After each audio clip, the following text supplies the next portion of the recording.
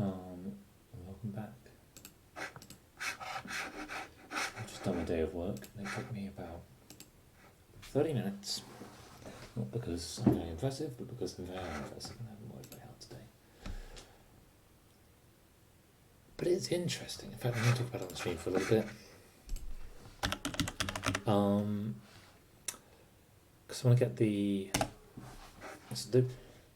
I want to get some of the ideas down. Nope, that's a different thing. Let's talk about the illustrious simulation. Other simulations exist. No one is necessarily better than the other. This is just the one I know best. And I don't know if it's very used. Ooh. But it's got some fantastic data access things that basically anyone could pick up on. Go, like, if you like any kind of science, go and explore this and have a think about it. But I wanted to look at these. Whoops, let me just do this in another tab.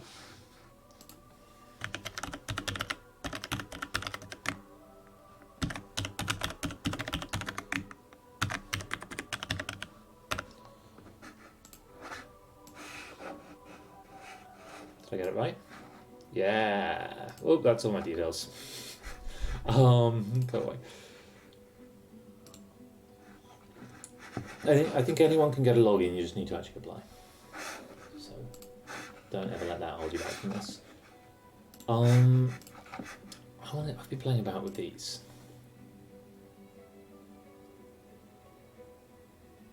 So of all the things that, someone's going to never find, this obscure, before I start the video, I talk about a particular cosmological simulation is one of the best ones. And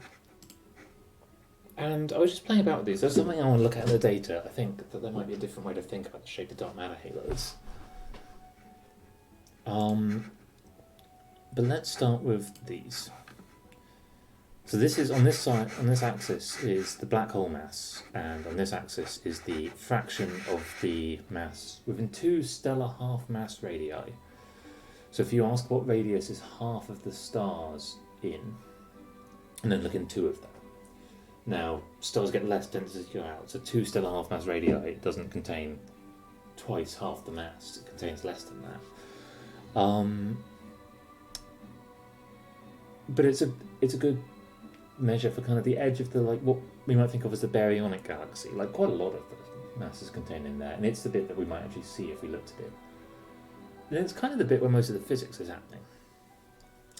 And looking at these just reminded me how stark this is. And this is entirely the setup of the simulation. So for anyone who's never come across this before, these simulations choose simplistic but hopefully representative physics to simulate everything that's going on in them.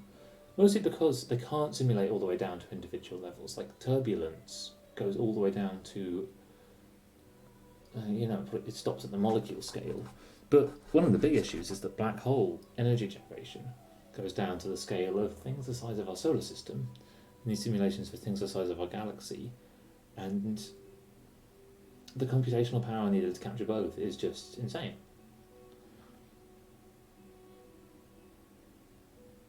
So they use kind of back of the envelope models, and those back of the envelope models, honestly, at this point, I'm not qualified to say if they're very good or not.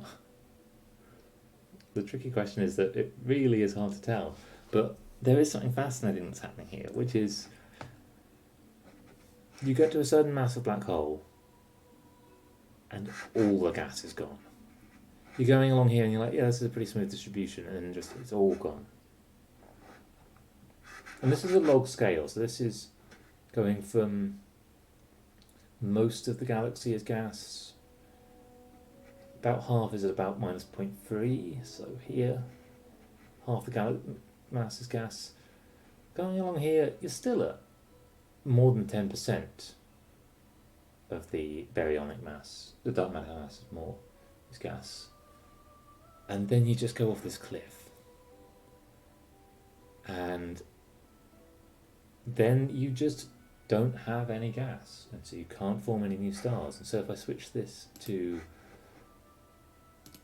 specific star formation rate, so star formation rate divided by mass, you you don't form any more stars. And the reason this is exciting me, I kind of knew this was here, but I've been working recently on a different way to look at a whole bunch of different styles of physics, and one of the big ones is we're using a system of classifying and understanding systems that doesn't actually make sense for most systems. We're still trying to find a single, what we start with mapping to what we end with, what the cause is mapping to the effect. But there's another way of looking at the physical world, and that's in terms of overdensities and phase transitions.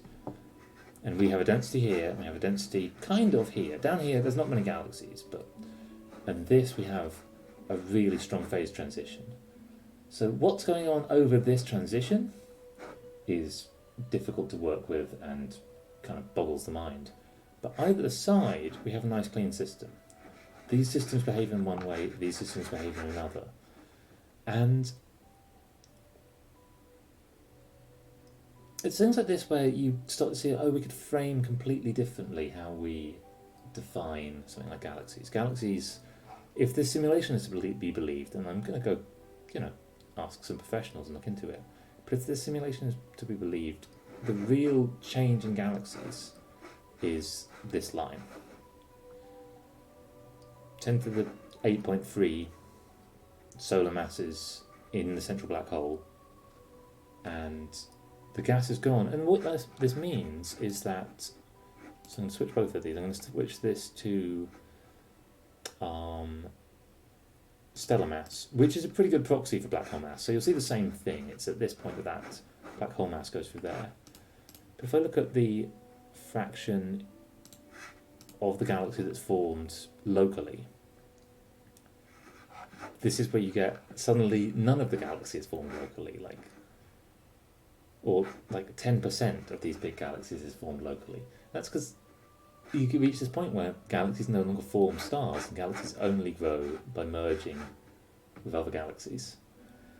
And I don't know, I was just looking at this data today and it just reminded me how clear this transition is and how much we could gain from this really simple viewpoint on it. I'm going to play about with this data again now that I'm freed up from this paper. And yeah, it's difficult because there's a whole world of people who look at this data. Probably thousands, and I'm coming in from halfway outside, like a foot out the door. But I think we can really think about it. One thing, just to end, one thing that I think we've been thinking about really wrong is we've got the complete wrong concept of time for these galaxies. We think of time as, because in these simulations you have a clock. You started the simulation at one point and you end it at another, and you can ask at any moment, we often look at time in redshift, so what's going on right now? We should see the same thing going back in redshift. Let's just check this. Yeah, basically. And if we go back to black hole mass. But I think we're missing the point. I don't think galaxies are doing different things at different moments in time. I think galaxies are experiencing the same moment in time at different points in the kind of absolute clock. In exactly the same way as right now we're seeing with coronavirus, the growth rate is pretty much the same universally, with the weirdness of Japan that I'd love to look into. And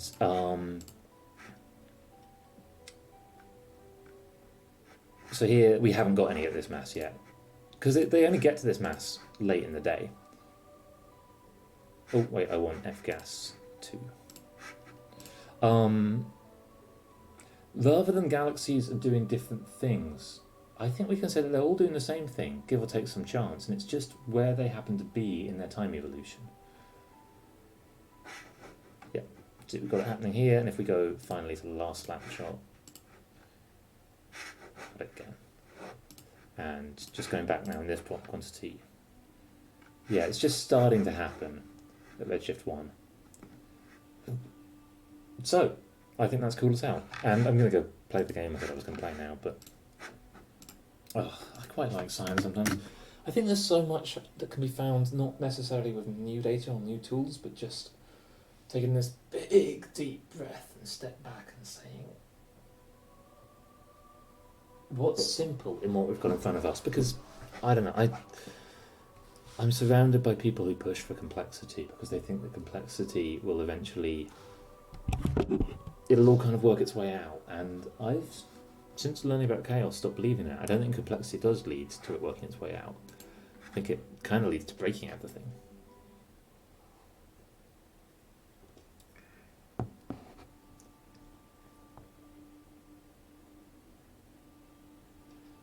So we actually have a huge change of pace, because I'm going to go play the game. We have a way out now. I think this way out is probably only a way out to outside of Fort Joy. Rather than like out of what's this island called? Whatever this island's called.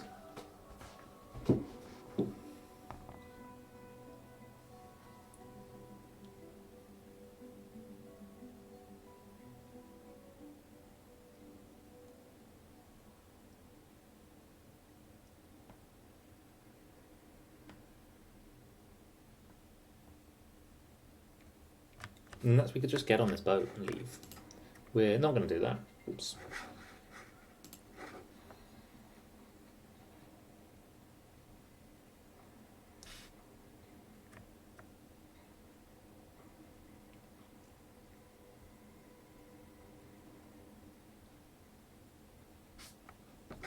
Is that gold on the floor?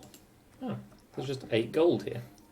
Oh, I guess from destroying the barrels, this is what was in the barrels. And that's where there's also a magical wooden Taj. Love a Taj. Silent monks don't care.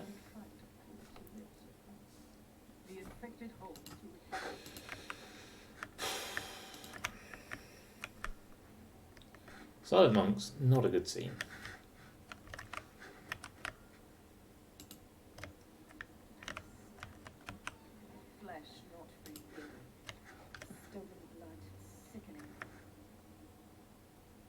Jar of mine maggots, worth quite a lot of money. Bloody chain clothes. Just good gloves. Oh, I've got some shoes that I haven't put on anyone.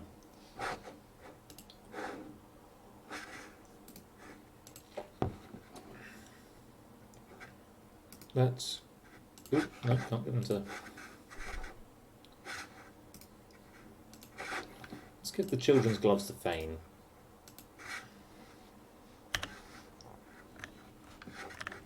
Fane, who's at this point not at all disguised.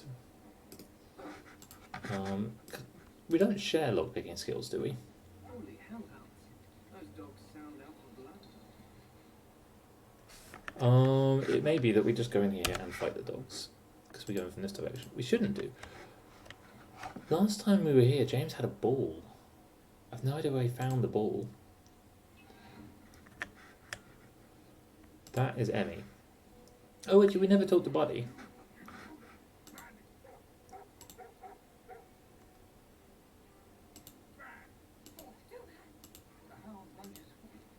Oh. Is it going to bite me to begin with? Just run around, run around, run around. There we go. So unfortunately, there's not much that can be done to help these dogs. And in fact, when we were playing, they seem to recover and then they unrecover again later. Can I go up here and try and get the jump on this one? Forgot to click the thing that I always forget to click. Gonna click it now, as if it's as good. I reckon we can chicken this one. Yeah.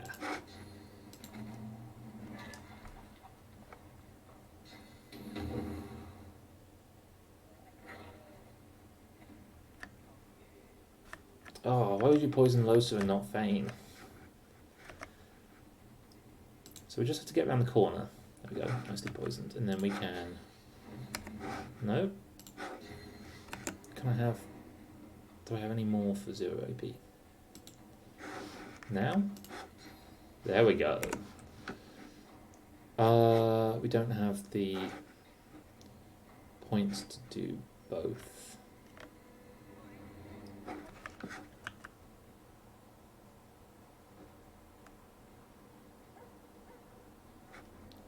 Let's just get up in there.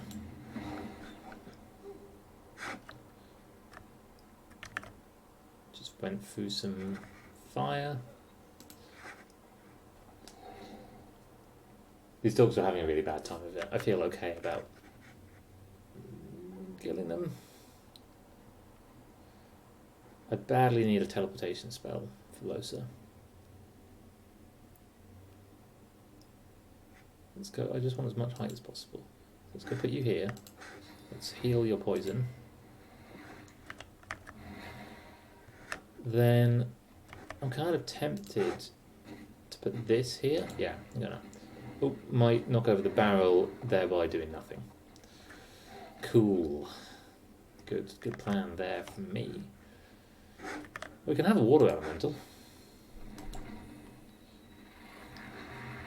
And tell you what, I regret putting it here. Let's put this dog in the fire. What a nice thing to do.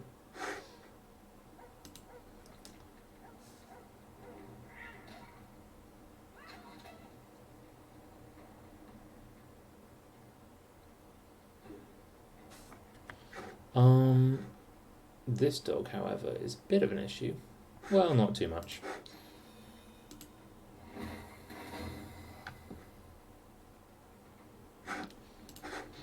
Just confused the hell out of it.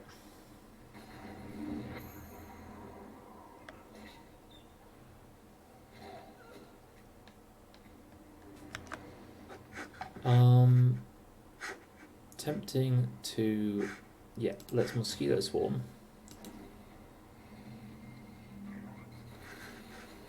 And then we should be able to knock everybody down. Don't know if we're going to break a dummy. Oh, you even get to do the blinded. That's cool. Sebil, a bit low on health. Losa more so, although not much blood here. Yeah, that was a mistake. I wish it would tell you how much blood it was going to, how much health you were going to get from the blood. I sort of hate that ability. It's never really done very much for me. These guys are standing right next to each other, so let's poison both of them. Poor things. I'm just beating up dogs. If you just joined now, welcome. This is the stream where we beat up some poor dogs.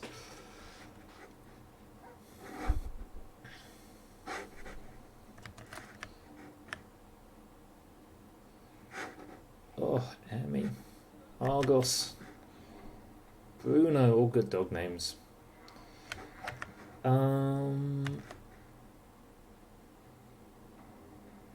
I don't feel like I've got a very clear picture for which to focus on. I should actually just choose one to focus on them. Okay. These guys over... you're going to try and... attack of opportunity me, I can tell. Those guys over there are so well primed for a flame breath.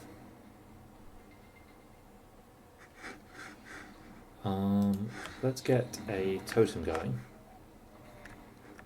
Out of range? No, I can... Is it out of range? Oh, wrong button, is why. Blood totem up there with a nice top-down perspective. And...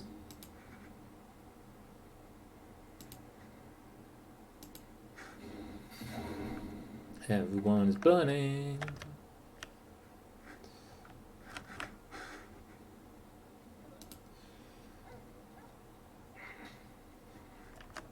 Keep putting the thingy in harm's way.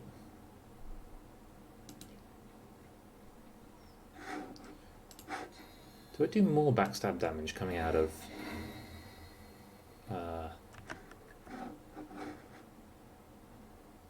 okay, it's a good place to stand.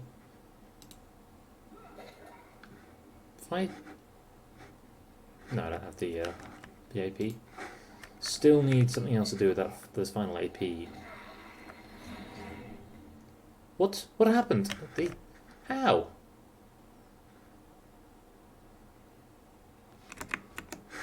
What? I'm so confused.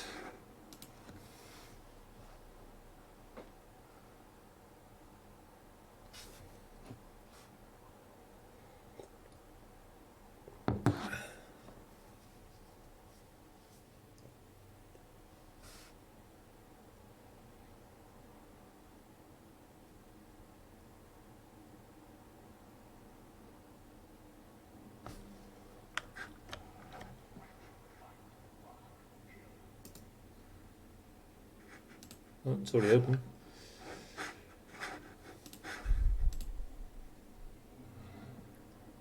Let's see if you can do a better job of your formation this time.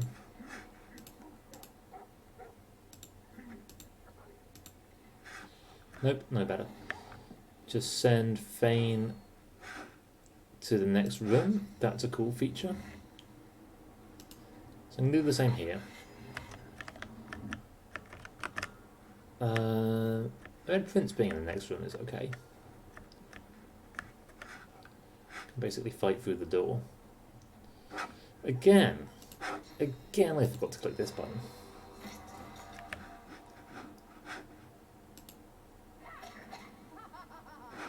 And chicken.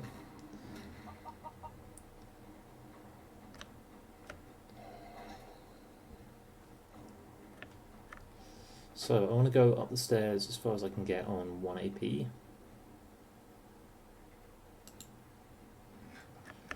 And then I'm not going to do the thing I did before where I just hit the barrel of water. Tempted to put something here because she's going to go invisible next turn.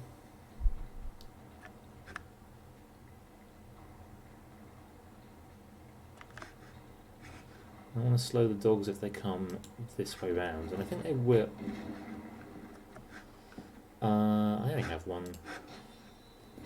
AP remaining. What the hell is going on with this range? Oh, because it's encouraged.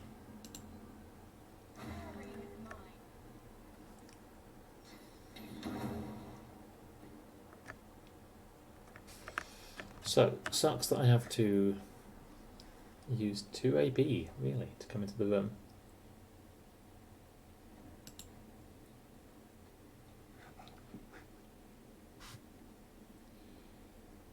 It's just going to do a normal hit on you here.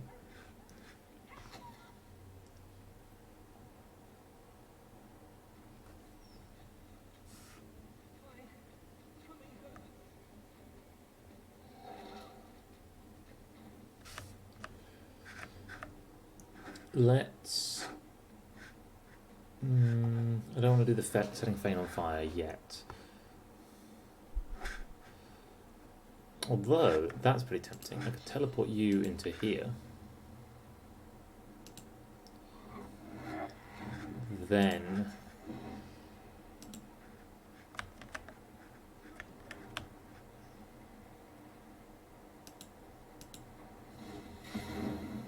set everyone on fire.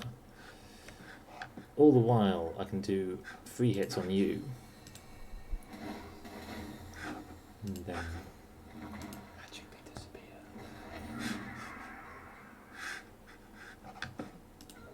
Oh, no. Sometimes I just click for no reason. Let's... he said she doesn't need it yet. Let's cripple this one, because if it's crippled, it can do almost nothing. Cripple is blocked by normal armour. Obviously, I know that. Now is about the time that I actually wish that I was...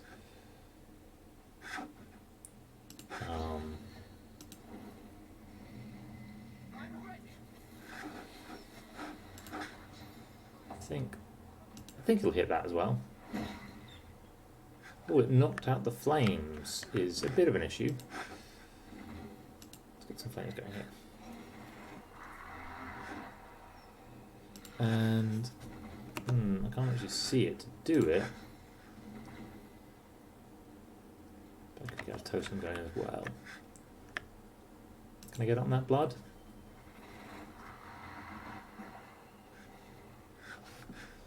I don't really want these attacking Fane more. But I could have these. Setting those two on fire as well.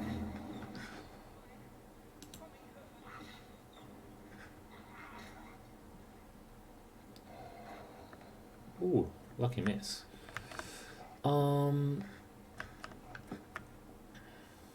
I should maybe give her a bow in case she does, for when she does end up in situations like this.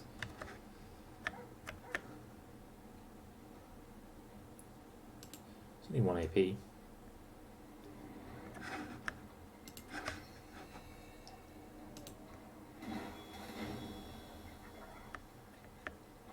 Going this way, are we?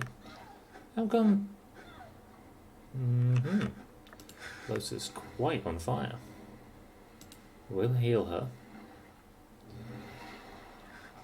And we will poison everyone, which will probably not actually poison them. Oh no, it did. And then we'll get some flame arrows.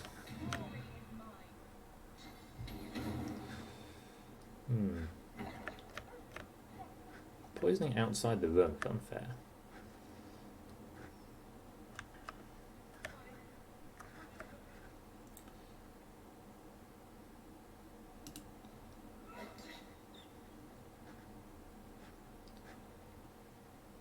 Yeah, we'll just get the health back from attacking these guys. Poor things. So, you've got no armour against me doing these things. If I took one step forward, I'd be out of the poison.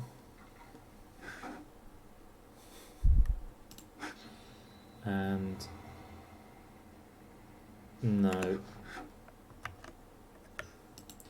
But I would be able to get another totem up. And then Los has not got enough health, Fane does not have enough health. Will Farsight Infusion the Incarnate.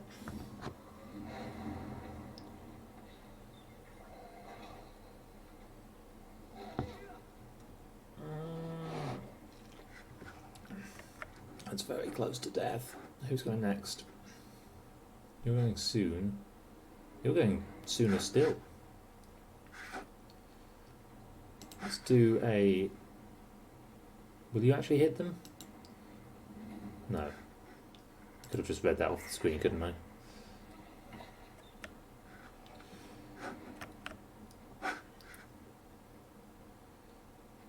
How much does Vayne heal by poison? 5, 6, 4, 5. I don't know which order it does it in.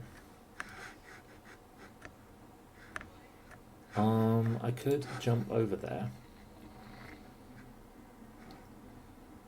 I'm a bit worried that that's still not going to be enough to kill that dog. There's not much I can do about that. Let's try and kill this one. No! Oh, it missed. God, that's lucky.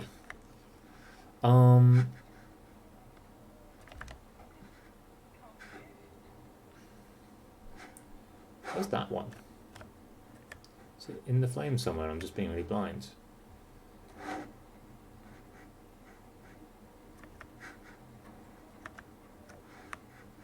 Where on earth is it?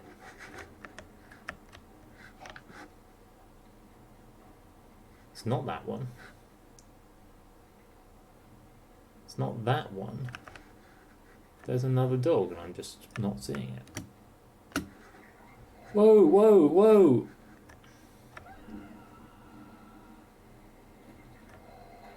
I pressed spacebar for some reason.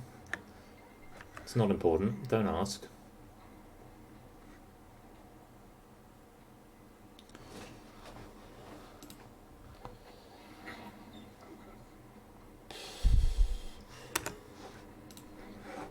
I refuse. I'm annoyed. I'm not.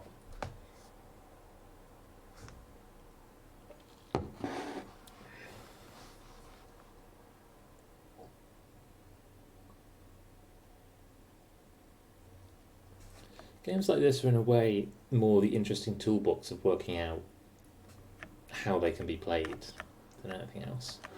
Like I'm not going to keep rolling until I don't. I'm not really going to go rolling in with the same tactic over and over again, despite the fact that's just what I did.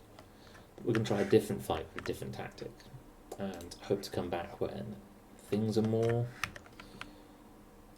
ready, and we're more ready to do them.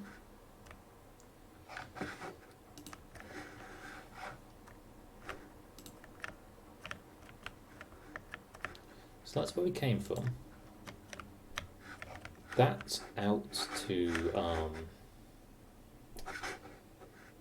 the main courtyard.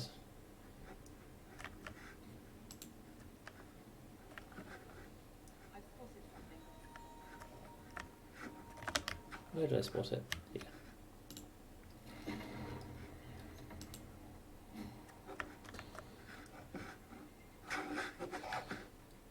Fine, we can do it.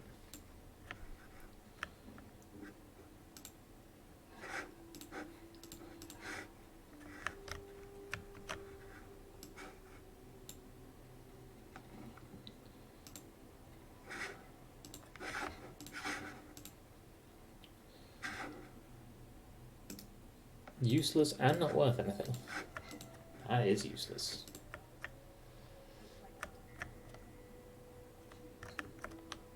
There could be a good reason why no one dared to enter in the meantime. So it's the home of a ton of soul jars that I'm not going to mess with for the moment, because I never even met with them all. Who's the strongest? Fane. Don't know what the strength is that you need for these, but well, maybe it depends actually, because I'm pretty sure I've had times where I had to take a strength potion even with Fane.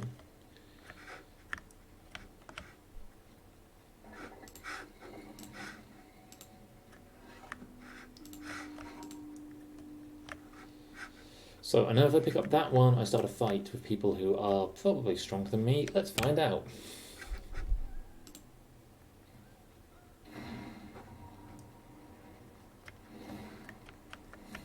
So there's two of them, and there's an assassin somewhere. And they're undead, so all the fact that all our weapons are poisonous is a bit of an issue. There he is. Love to get up there, but you'll probably come down. They have perfectly good armor, perfectly good. They're annoyingly. Oh, come on. Really?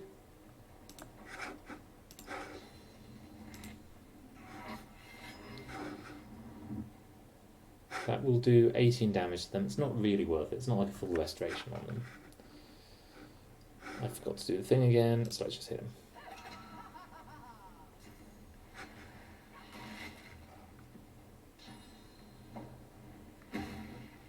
Don't have to cripple me and knock me down. Feels like overkill. Now, so because we're standing on the stairs, no, we do get extra range, but it's not enough to actually get anywhere. Don't know why I went for kind of the middle of them. We just might knock him down. No. Okay, if that's your plan, that's fine. What can we get a thingo on?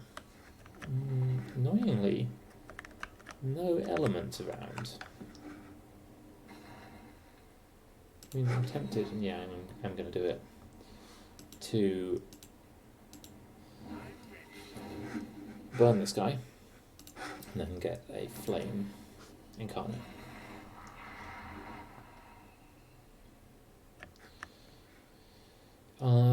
Probably not worth doing fireball on him. Yeah, it's just one person.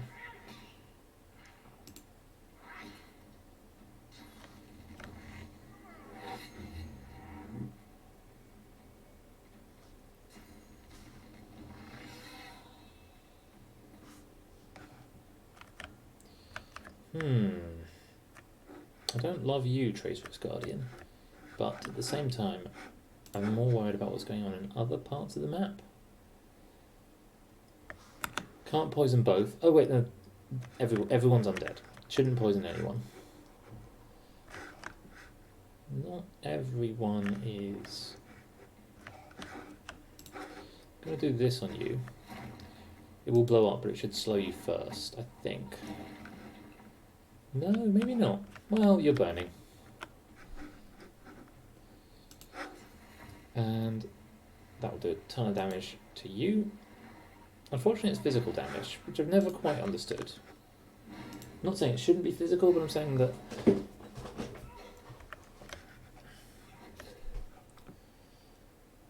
So... I could battle stomp you, although if I'm facing this way, I probably can't do it. Nope, that's the wrong button. I can hit just you. Yeah, I'm going to do that. And then I'm tempted to focus my... Well, you're entirely magic damaged. Let's just start working away at you. You aren't slowed, so you'll probably go over and just hit Losa. Thanks for that. You could be somewhere less enviable in the middle of that.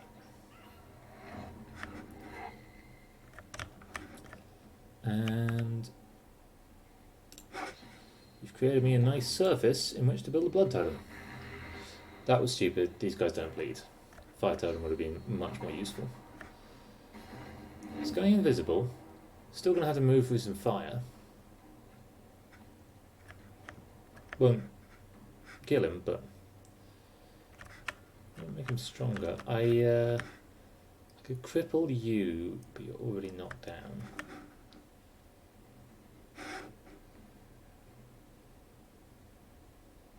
You're not worth hitting with things that aren't magic damage.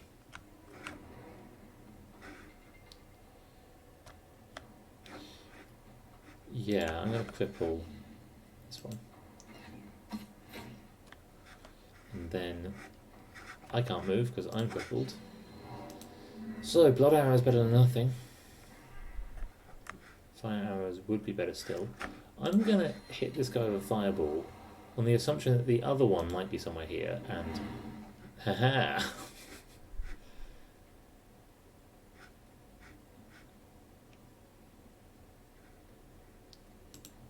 Let's just get up nice and close.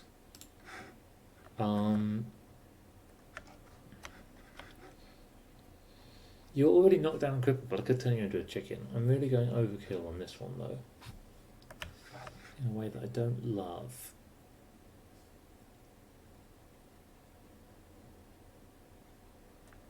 I could turn you into a chicken in time, and I've got the magic armor as well. Yeah, let's go do that. A little bit of burning. Chicken.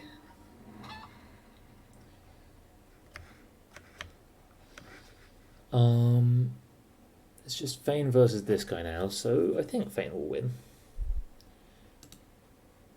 Shame about the poison weapons. Losa might die. Losa is dead.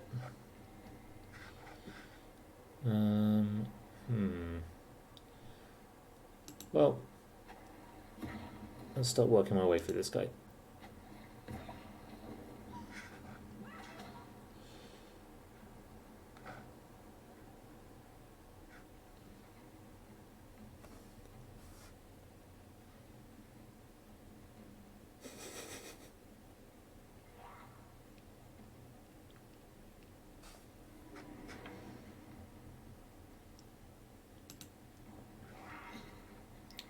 Got the extra AP.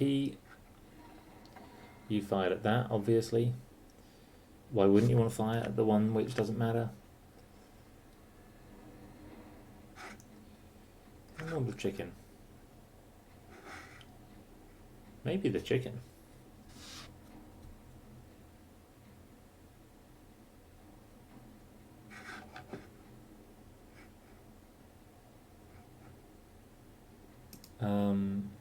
No, I don't want him to get another attack in. He's only going to take 5 to 7 from that. We can first aid him, which is a long range attack, which will only hurt his armour, so now I've got to go hit him, and I'll probably catch on fire. I'm stupid sometimes. Oh god, that will only hurt his armour as well.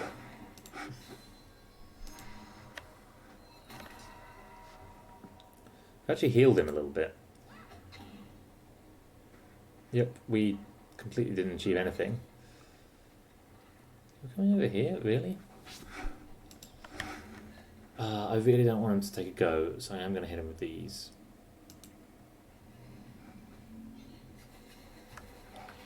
Sebel is standing in a pool of blood, so he's not poisoned anymore because I first aided him. I'm so dumb.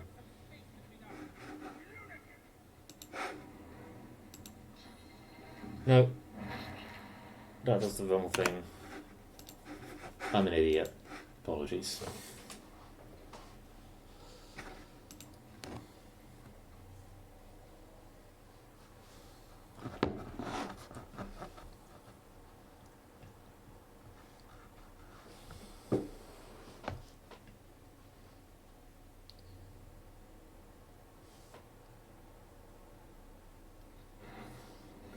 The goal is to find battles we can win. Apparently, the autosave was here, so okay, fighting these guys again. Do I want to do that same thing? I think maybe I do. 50, 30, 50, 30. How do you have the same amount of armor as this person, even though this person's wearing no clothes? I really like her movement range. Right, what do we do first? We click this. Then this. This. Then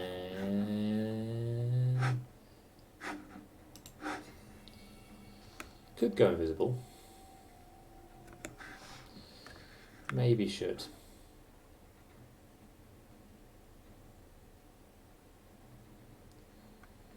Frayne will be here soon. And she can go invisible next turn.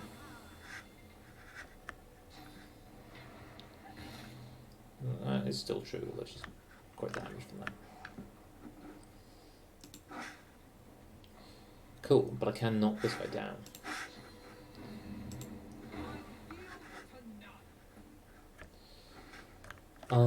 Blood on the floor, so I can create a blood imp.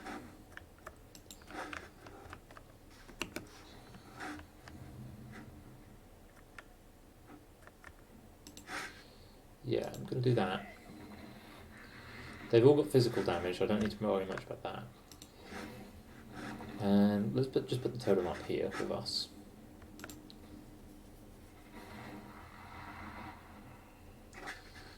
Right, imp could do mosquito swarm. Doesn't do very much here, so let's just go and hit him. What? Why didn't you get knocked down? Oh, because you got up on your turn.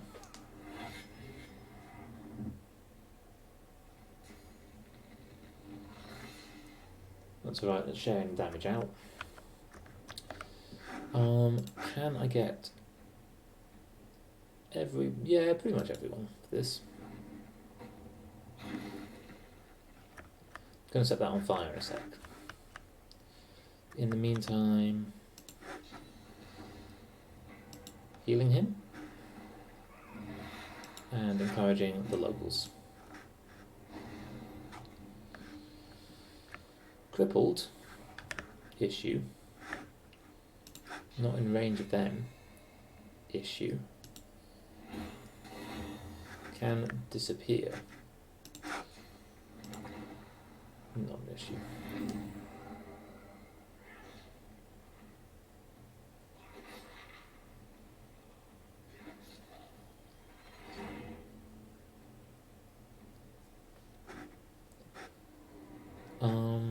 Can I hit him from here? I can't.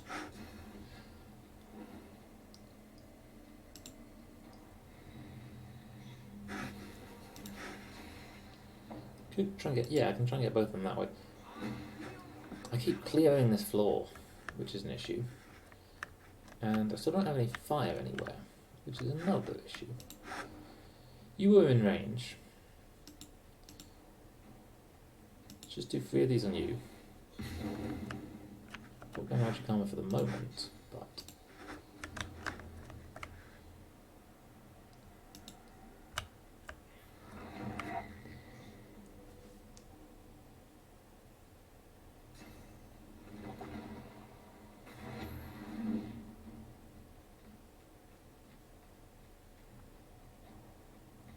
that's kind of fine. Like, he's not really doing anything this turn.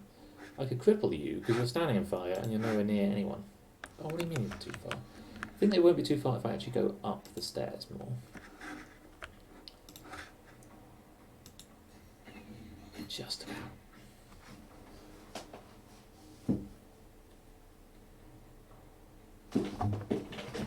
Hey, my partner's back in the country.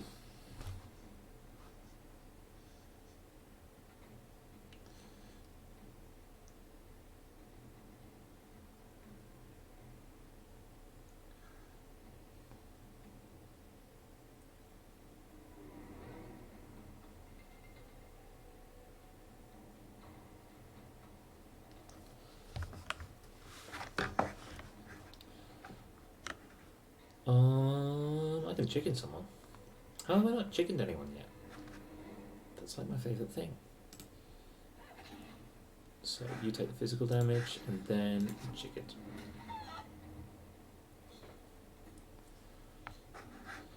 You can do nothing there but stand there and burn. More physical damage? Sure. You should take an attack of opportunity as well. Oh. Why would you do that? You going over there is basically entirely out of my world, so that's perfect. You've got no...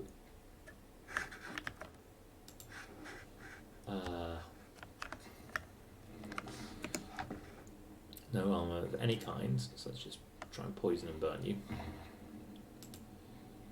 Poison is obviously healing you. There it is. No, don't chicken me. That's my plan. Not still crippled. Does not have any physical armour. I think I'm gonna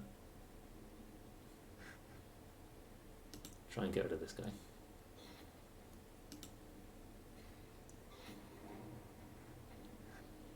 The totem apparently doesn't have range. Sevil's doing a relatively good job just staying out of the way. She's now crippled and a chicken. I don't have any really useful abilities. Play dead is so not useful. So just hit this guy twice. Oh, do I regret that? No. Fame, no one has hit at any point. I'd love to get the thingy back. Target's out of sight, really? Let's get a burning totem.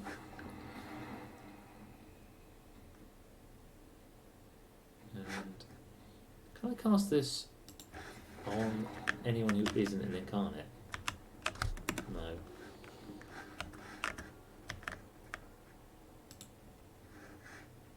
Save a point.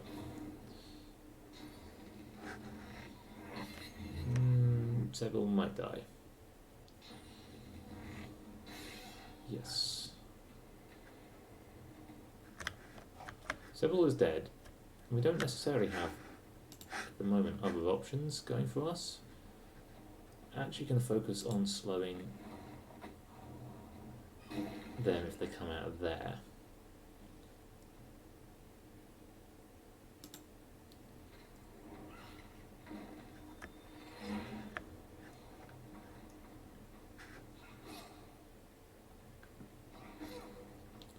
Okay, Fane is now starting to take some damage, which is fine.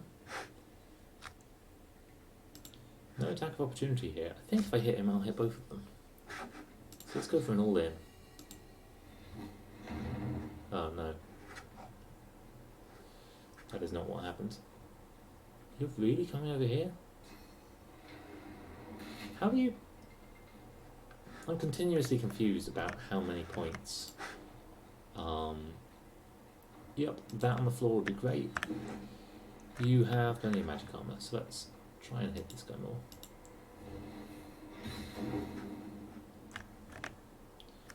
Then let's...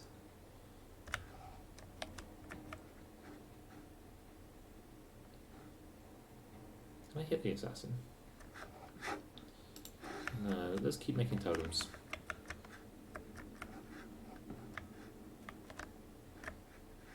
Is this a good idea? Yeah, let's make a totem right next to them. That'll stop him.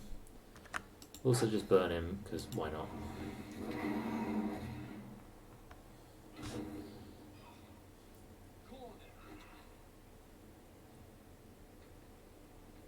You gonna go kill my totem? Are you gonna try and come over here? Well, okay then. You could be crippled. In the fire. And healed. Don't kill Fane. Nope, not dead.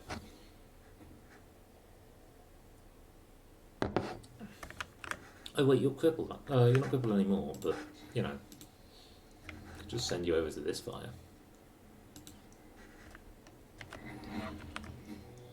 I like the teleportation gloves so much. Can you hit that person? Nice. But you're here? I completely lost track of where you were standing. No! Did he just hit 3 times? I won't abide 2 losses.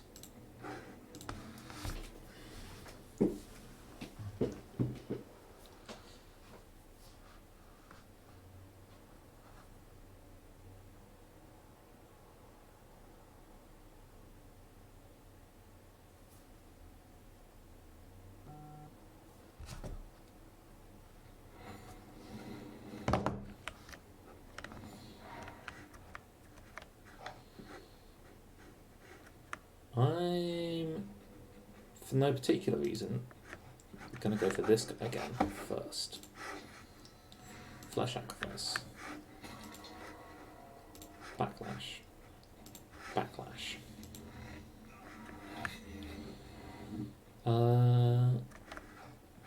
Don't think I could chicken him.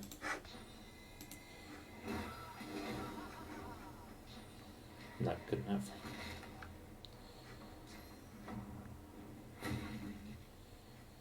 This guy likes Battle Stomp. It's his signature move. I'm going to go over there and knock him down, because I don't want to cause him too much damage. This guy's coming over here. Let's use this as an opportunity to spread some fires. Let's focus mostly on him. And then we can get a fire incarnate and we will get that over here.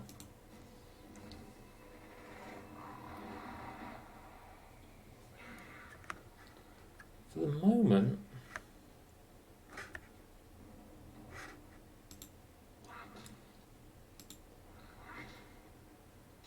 that was a little foolish.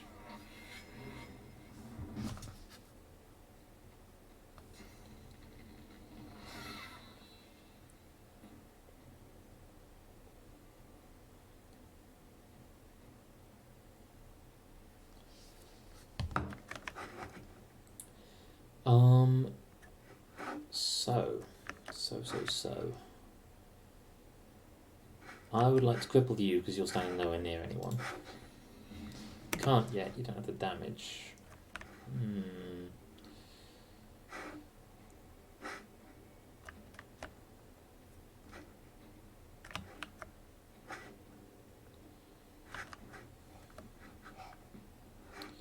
cripple anyone yet. Nobody has the damage. I'll cast this on you. We can choose to ignite it if we decide that that's what's a good idea. That's interesting. I forgot that slow doesn't actually depend on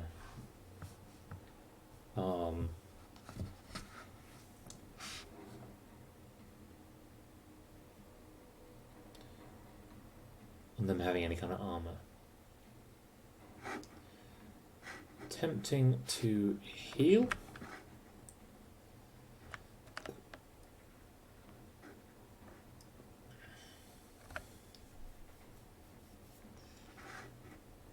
Yeah, let's heal this guy. And encourage.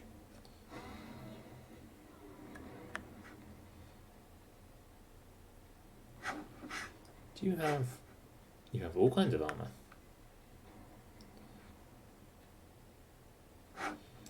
Could knock you down. Whoop. What? I just pulled it off this bar. Yes. Come down here. Thank you. Yeah, I can hit just him. Then...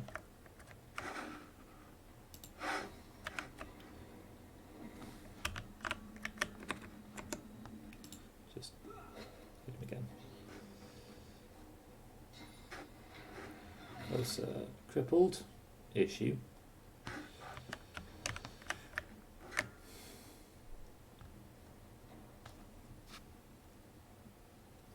I can breathe fire on you. Give my incarnate long range. Yeah, let's do that combo.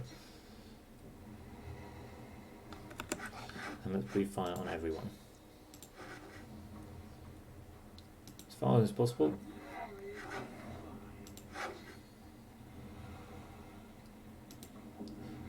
Everyone gets hit by fire, everyone gets hit by the burning, everyone's magic armor is completely gone. Everyone's slowed. It's a genius tactic.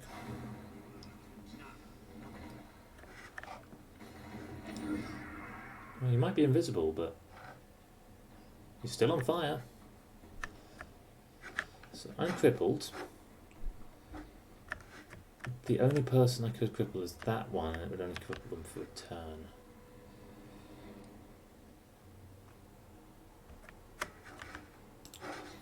And we've not got the range for that. So we'll just fire at them and actually slightly increase their health. Tempted to go 2 AP over here, because I reckon the assassin's still in this range. No! Could set him on fire. He's got no magic armor. Probably not worth it. Let's do that. Is he not on fire?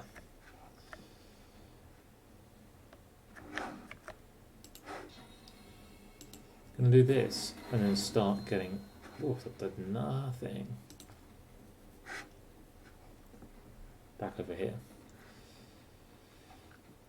And it's going to be your job to just take him on. You've still got full health. You keep on coming out of this with full health.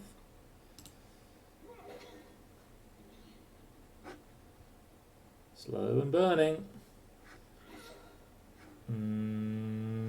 It's bad news. Also has 1 life.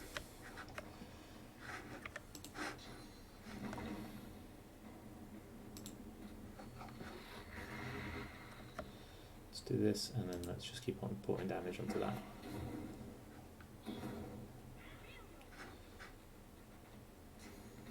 No!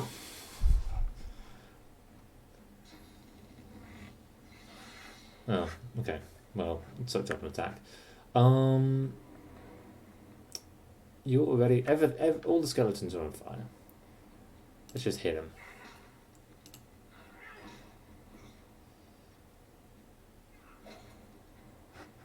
Oh, blinded is good.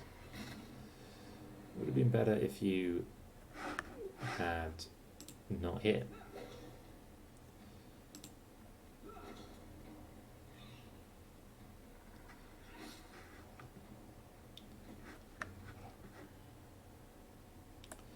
Still quite a lot of health in a problematic way. Let's just top off everyone's burning.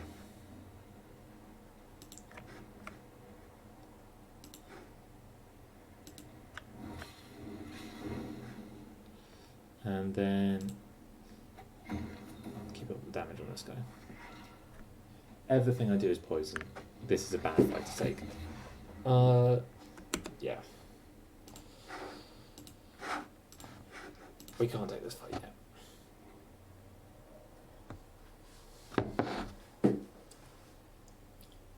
I reckon, I know I'm going round and round in circles, but I reckon I might be ready to take the arena fight, which is actually, yeah, let's try that. It's relatively low level. I don't think I'll be punished too bad for trying it. Droid square.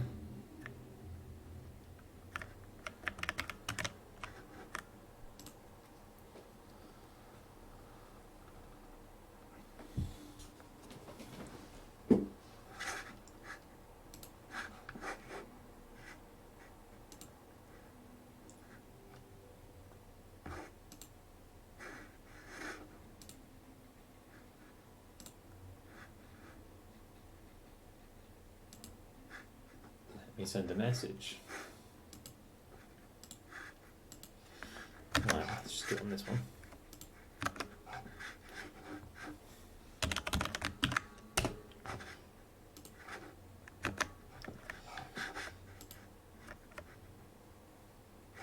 Are you guys traders? Nope.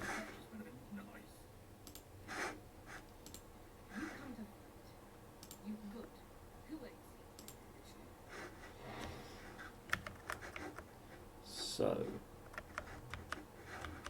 I'm gonna go invisible, and then we're not gonna go very near the poison. Although I also don't want to go through the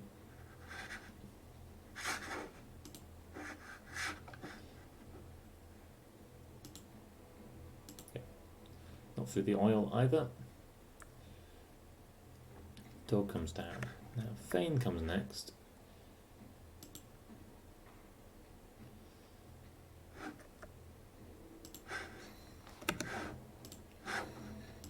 Don't think I do any poison damage with this, do I?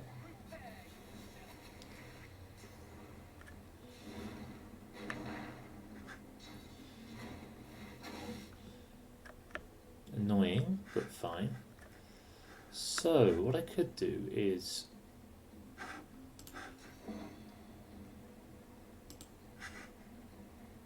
start setting some fires.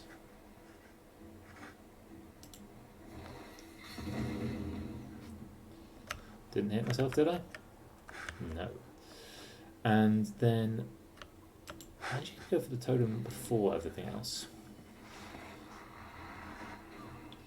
It can have its height advantage and be relatively out the way.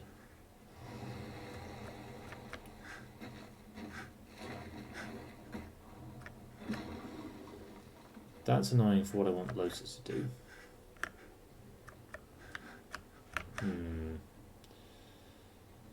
Lotus not looking so hot.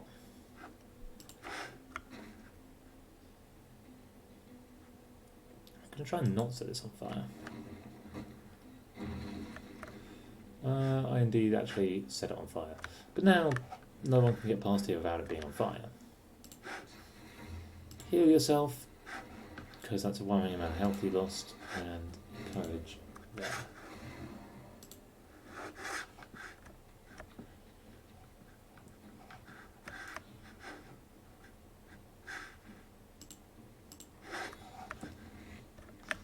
It's too far. Nope, we do this first. You always remember to do this first.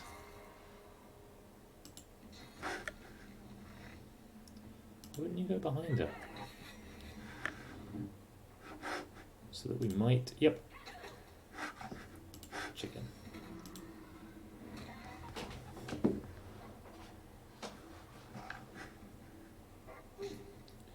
Not too much of an issue. We've got all this health. You've got physical armor. You've got physical armor. You've got physical armor. Don't care. Gonna do it anyway. Hits all three of you. Puts out the fire. Keep forgetting that. You all still got physical armor. You do. Just hit the dog.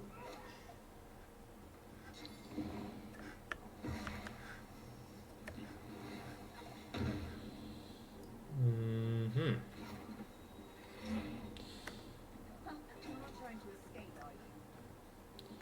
So this is a fight I only need to win, because I think everyone is revived at the end. Not that this is a good start on that path.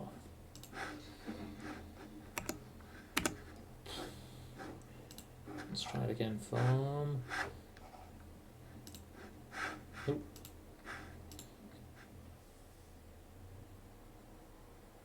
Forgot to save beforehand.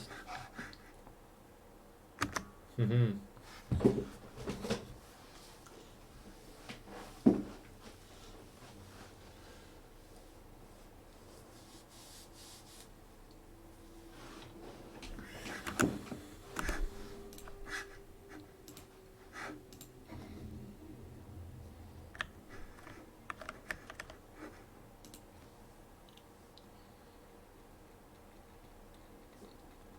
Let's try it again. You come to fight. You come to prove yourself. You come to meet work. Good. Who is? Choose wisely. Whether you fail or succeed. I've just realised, I think that this, right now this is the wrong combination. This isn't doing enough damage to justify it over. This, in fact, is doing less. Why on earth am I using it? I should use these instead. You come to fight. Good. Who is? Choose wisely. Whether you fail. Don't want to click on them, so.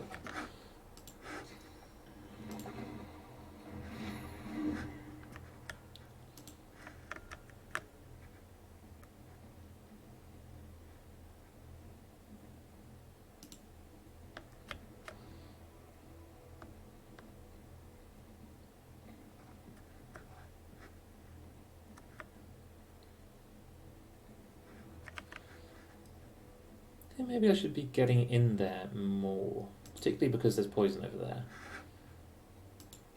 So we can just make it a complete poison nightmare. Why did you move over here? You're gonna do,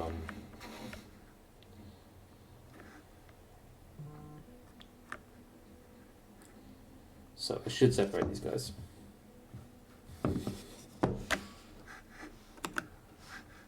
Because otherwise people will keep on taking the opportunity to hit both of them. I could teleport Losa up there, which will hurt her a bit, but yeah, let's do that.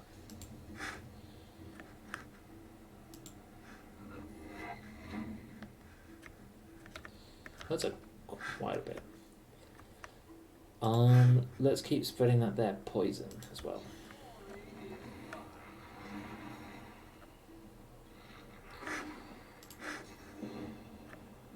Poison everybody. Didn't poison Fane. Why wouldn't you have just simply poisoned him? Let's move towards that guy and save the AP.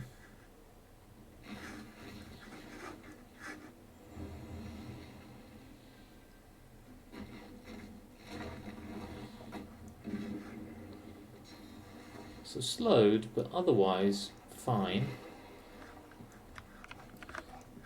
Dumb guy's hitting at all my different armors. Let's do another poison dart. I know I'll only hit magic armor, but set feign healing.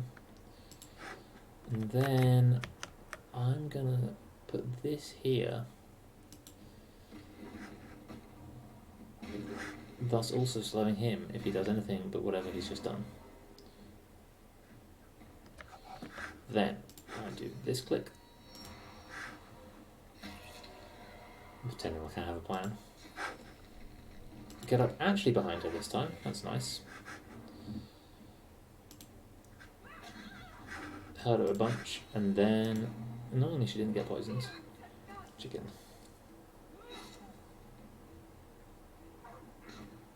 What a weird rearrangement you chose to do.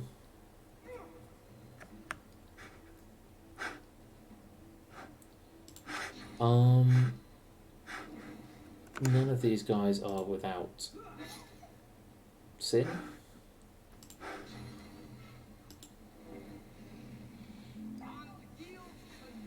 You can give me some life back. Throwing dust?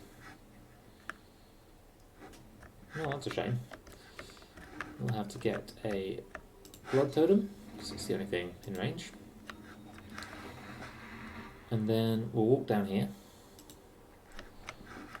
Set you on fire. This platform can't be knocked down, can it? It's probably fine.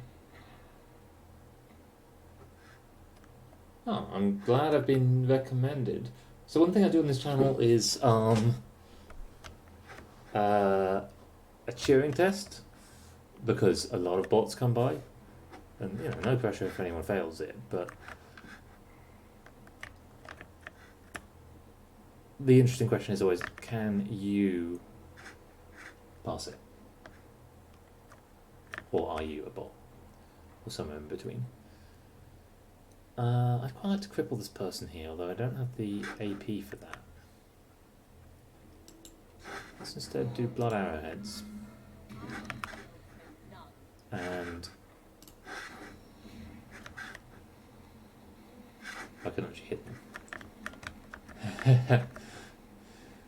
It's a good start to not being Turing tested, to not being a bot.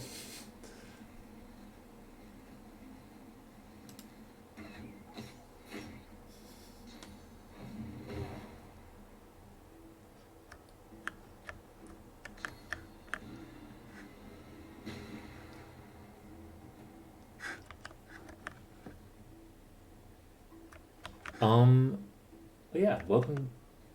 That's fine. I mean, we are all in some small parts bots in the modern world.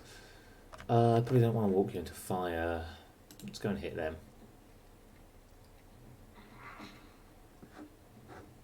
Oh yeah, welcome to the stream. I don't know if I should introduce it. Yeah, let's introduce it. Let's pretend like I know what I'm doing. I play games sometimes. Sometimes I code, or honestly, like, I haven't ever checked my emails on stream yet, but it will happen eventually. I'm considering moving to working mostly at home in the next few weeks and months, and thus I may actually end up doing like my working week as a scientist on here. In my day-to-day life, I'm a physicist. It's not really on purpose. Part of that's just my voice. My setup is like, I put thought into it, but not that much thought. So I could be persuaded that my setup has to change.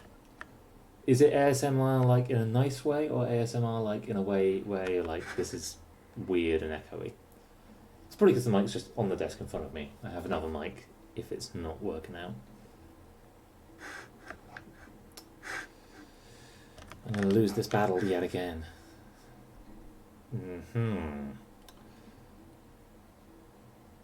I could do... Let's do this. Hit you with that. Once, twice. And then you, and probably killed that guy as well. Oh, that wasn't enough to set you burning. But that was. I've been trying to work ASMR out recently. Like, I almost like the idea of this being an ASMR-like stream. Because it's nice to just have a nice voice in the background. Thank you. I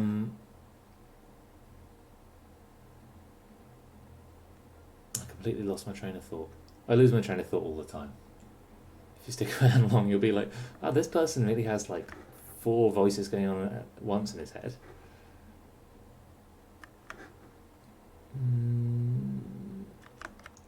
So, should I just knock the dog out? The dog is bleeding, burning, and poisoned. I think the dog will knock itself out. I'm annoyed that I can't hit this person standing just beneath me. Let's just focus fire on this.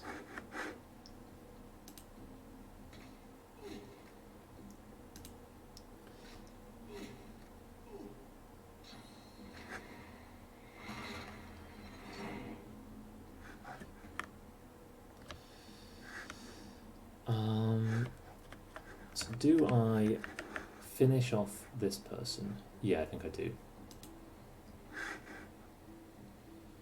Slow. No! Should still be enough. No, apparently not. That's bad news. Let's get another totem up because it just draws fire. And keep on trying to ruin that person. My totem just fired at the barrel for no reason. But then they fired at my totem for no reason, so really it all works out. All evens out in the end. Let's do more fire damage.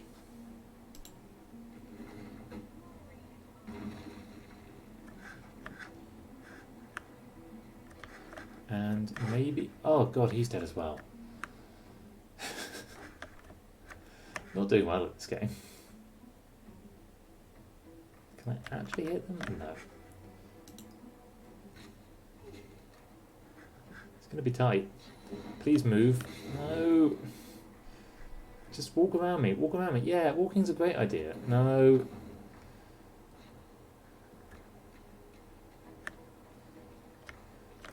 Well, you're going somewhere completely useless.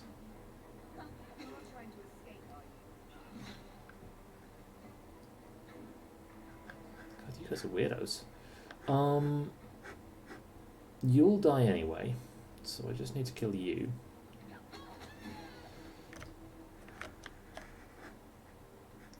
Don't want to walk through the flames.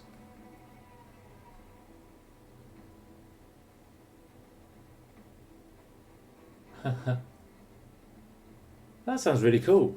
I only know Wiz from him. I think he's popped in the stream a few times, but he raided my stream at one point when I was playing Getting Over It. I've checked out his stream a few times. I don't actually really watch streams, which is a bad habit. Like,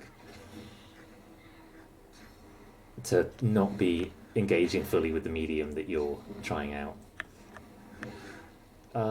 She's not quite dead, but she's pretty close to dead. I think I will win this at this point. I could have crippled them. It's fine. She'll just burn to death.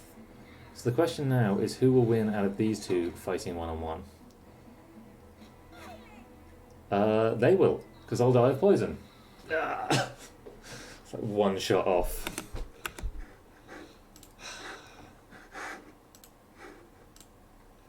I think I can do this. I think my characters are strong enough for this.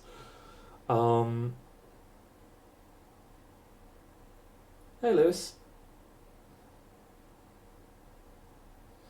It's a mixture of not much time. I struggle to put my attention into things. I've been discovering over the last 6 months or so that I probably... This might be really heavy for coming into a stream, but I don't treat it as very heavy.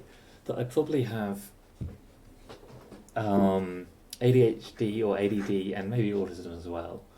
And I have I focus really strongly on some things and not on others. Like, I love watching YouTube. I watch a lot of YouTube.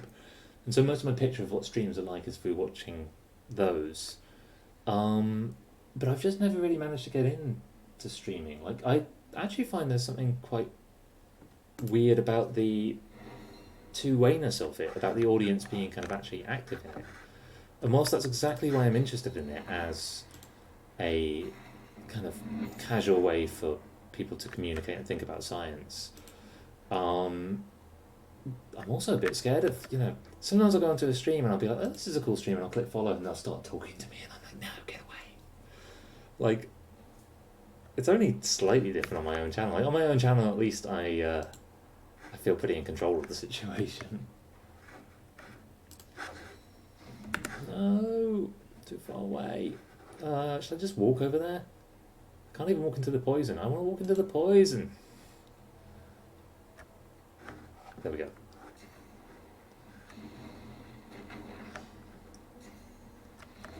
So actually, I should get out of the habit for using an ability just for the hell of it, because abilities, when they are actually useful, are so useful. Could just teleport you into the poison. If I set you on fire first, then yeah, I'm going to teleport you into the poison, and then I'm going to get a poison elemental next to it.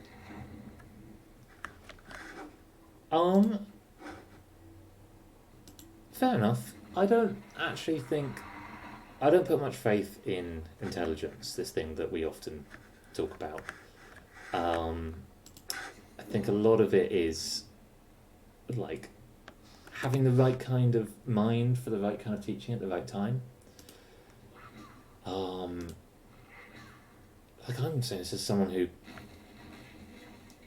like, actually, I didn't love school. Easy.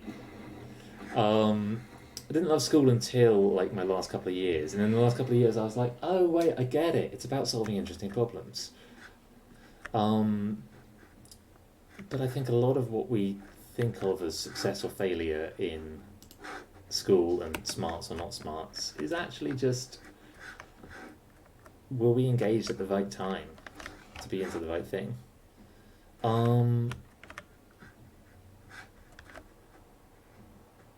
And that's kind of why I want to talk about science on stream. Like, some people, fair enough, you say like, I'm going to talk about science, and they're like, I'm going to leave. I used to do, before, I now live in Cambridge, but I used to live in New York, and I used to do science stand-up, and about a third of the audience, I'd go on stage and I'd be like, I'm going to do some stand-up, and they're like, of course you're going to do some stand-up, it's a stand-up event, you're on stage, and I'm going to do my stand-up about science, and a third of them look like, oh my god, there's going to be a test. There's joy to be had in basically any level of science, but also I don't want to pressure it on anyone. This isn't a science stream. I'm not like, there's no test. I mean, honestly, I think that the understanding of probability that you guys will have got from playing a lot of D&D is a much better tool for making sense of the world than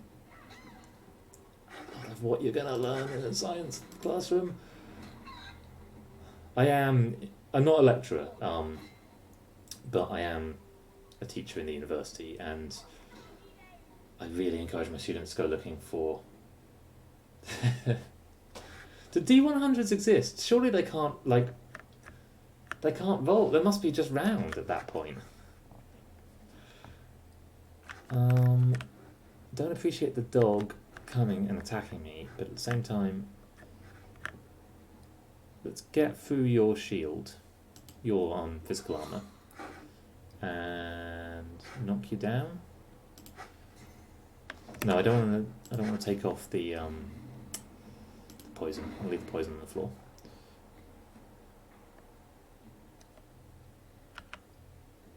Wait, how do you do it with 2 d10s? How do you get D100 out of 2 d10s? Because... Oh, you take each one as the number. The first one's the first digit, the second one's the second digit. I've worked it out.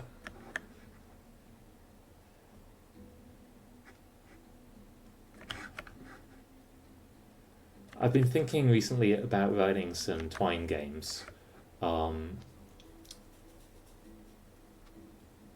Yeah, makes sense now. Because I think it'd just be interesting to explore, particularly logarithmic possibilities. Like, in a way, I think a lot of streams in the next few weeks and months are going to be coronavirus streams, because I think a lot of us will be in isolation for it.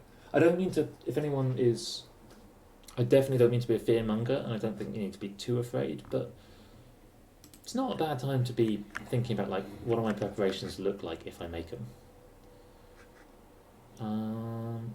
What does Magic Shell actually do? Just increases magic armor. So, I could breathe some fire on you, and then give my guy some magic armor. Also, just set everything on fire. That's fine.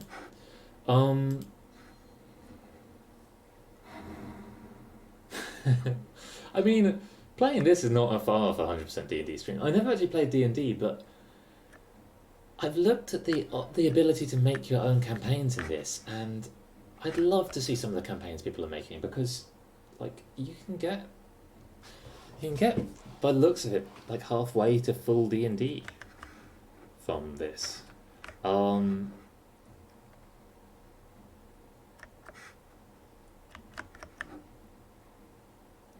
Who do I want to hit?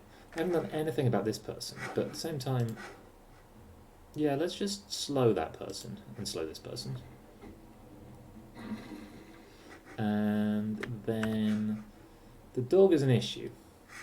Me almost being dead is an issue. So let's do this and go and get some elemental iron heads.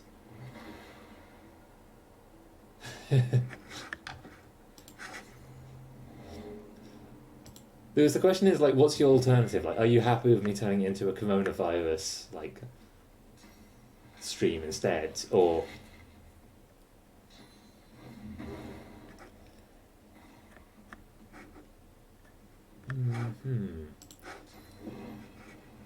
Why can't I put it, like, in between them?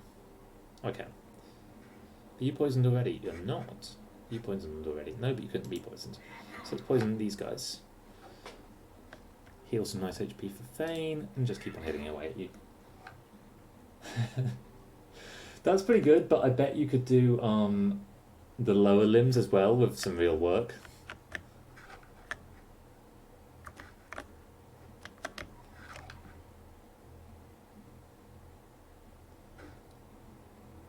Can you actually get there in 1 AP? Because I predict that you're going to actually slow yourself down. Oh, you did. Hit that chicken. Losa is dead, but... So actually it wasn't worth healing her. You're very nearly dead. That's good news. Throw dust is bad news. I can get a totem. And then there's not much else I can do, having been dust thrown at. Oh. I'm really embarrassed to say, the whole world of Dungeons and Dragons and any of those kind of games, I've never tried any of them. I had a friend who used to play them, but I used to live with her, but she was really intimidating about them. I just was like, oh, I'd love to play them, but I'm scared I'll do it bad, do it wrong. Also, I have a feeling that there's in some ways the capacity to be very seen in them. I was really interested, so I have no clue what my gender identity is or would be, but I've been exploring some of the trans community recently, and I've been amazed by how much of the trans community is also busy playing D&D or like, there's a real crossover in a way that it's not incredibly deep, but I certainly didn't expect it to be there. This, like, two things enmeshing. I think it shows you that the trans community is basically or the trans community that I'm aware of is basically an online community at this point. And online is filled with people who are pretty happy. Oh no, don't die. Sitting around playing a board game. Okay, so I can jump down there. I could actually...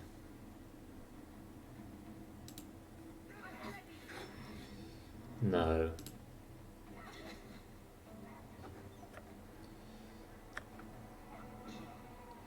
So it's 2 against 1. The 1 is full health, is now crippled, is now half health. I could sucker punch this person. I could even hit them and sucker punch them. Or I could fix my cripple. And can I win this?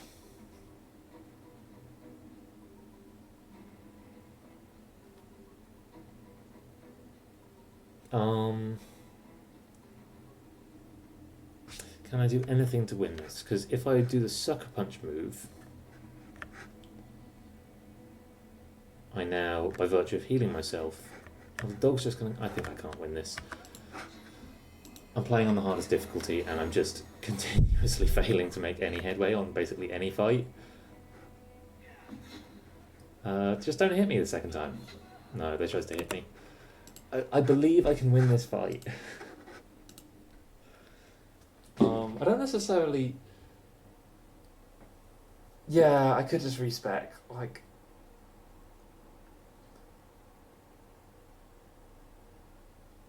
there is so much chaos in, again, like, depending on who they decide to go away and hit.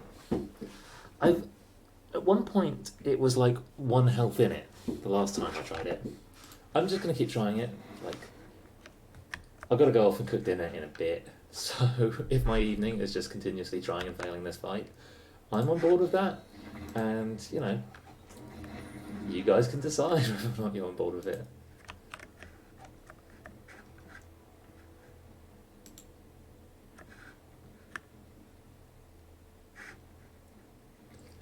Annoyingly, the dog almost always seems to actually be the cause of most of the issues. Right, we're just going to go over and stand in the poison. That's move 1.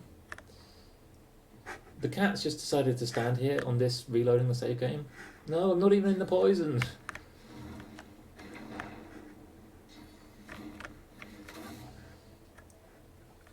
I just don't have a lot of armour at the moment, which isn't helping. I'm going to do the move where I teleport Losa up to here. I like that one a lot. Annoyingly, it does hurt her a little bit, not too much.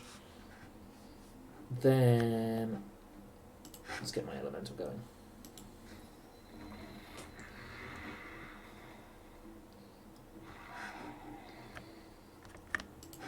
More fire, please, because this guy hasn't. Oh, he doesn't even have any.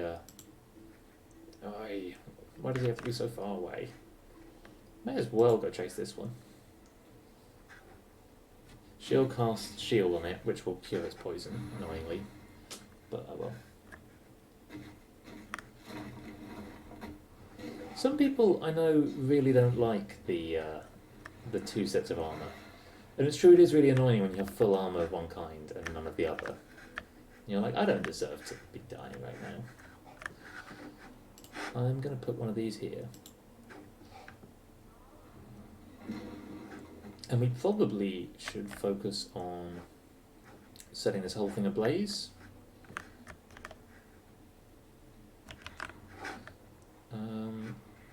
I think I might encourage.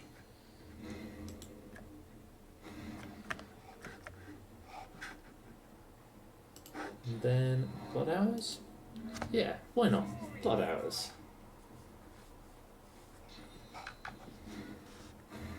Hey Wiz. Why can't you trap? I'm gonna.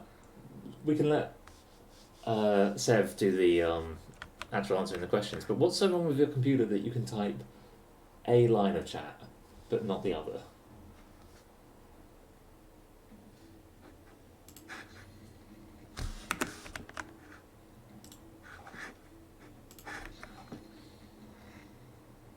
So, no, I forgot to do the thing that I have to do. I always forget to click this before I do anything. We should still be able to chicken. Not chickening.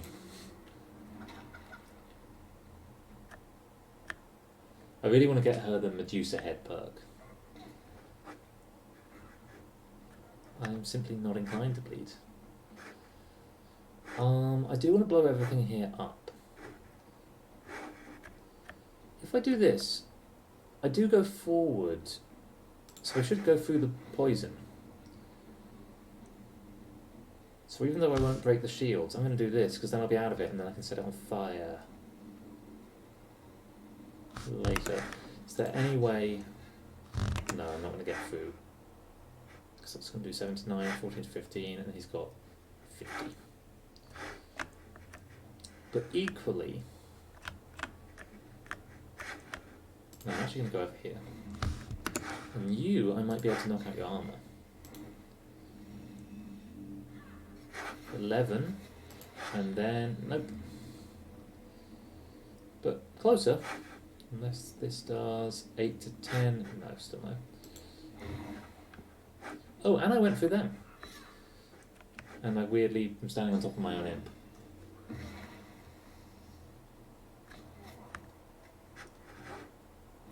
Oh, weird. What's gone wrong with the two authentication? No! My whole plan was dependent on being able to see. As are most of my plans.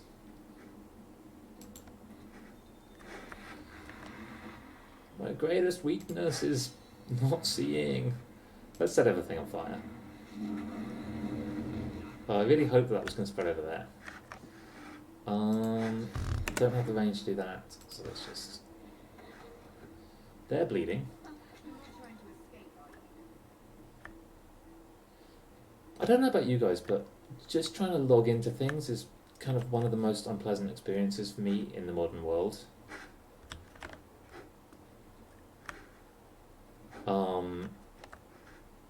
Almost nothing makes me feel as stupid as like being unable to log into something. But I think we all do it because I constantly things are being like, oh no, you got to change your password. So I have no clue of my password for anything, and every time I get locked out of anything, I'm like, I might as well just die. Go on without me. If you didn't have physical armor, I could cripple you, but you have tons. I could cripple you, but you have a bow, so that doesn't really do that much. I could put some more poison down, which I think I might do.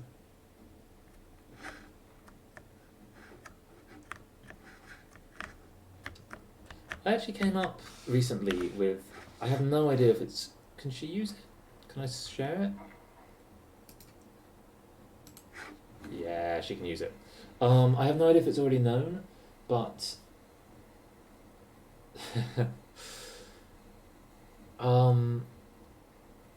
I came up with a way to mean that we wouldn't have to use passwords ever, and our security would just be linked to a physical thing.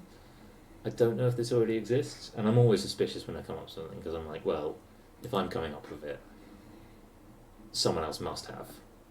Did you not hit the dog? You should hit the dog. I mean, obviously don't hit the dog, but hit the dog a little bit. Let's put this here so that... Oh. Well, that worked.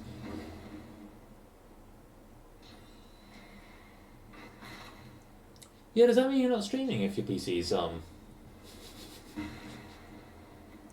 broken? I worked out that, imagine you had, I'm going to phrase it as a USB stick. Actually, the what's going on that level doesn't matter really what way you do it. But imagine you had a setup where you make a startup and they make USB sticks which have randomized by using just some actual physical process, like the drip of water from a tap is a great random number generator, much better than you can do with an actual computer.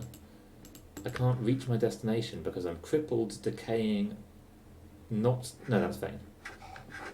This guy is purely... What's going on with this guy? Why can't he... He's having a bad day of it.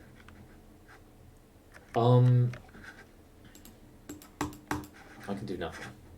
I could wait till the end of the turn and hope they just move it. No, this is the end of the turn. Well, next turn I'll have a bunch more action points. You wander over here and slap this person. So if you took this kind of USB drive and using a random number generator, you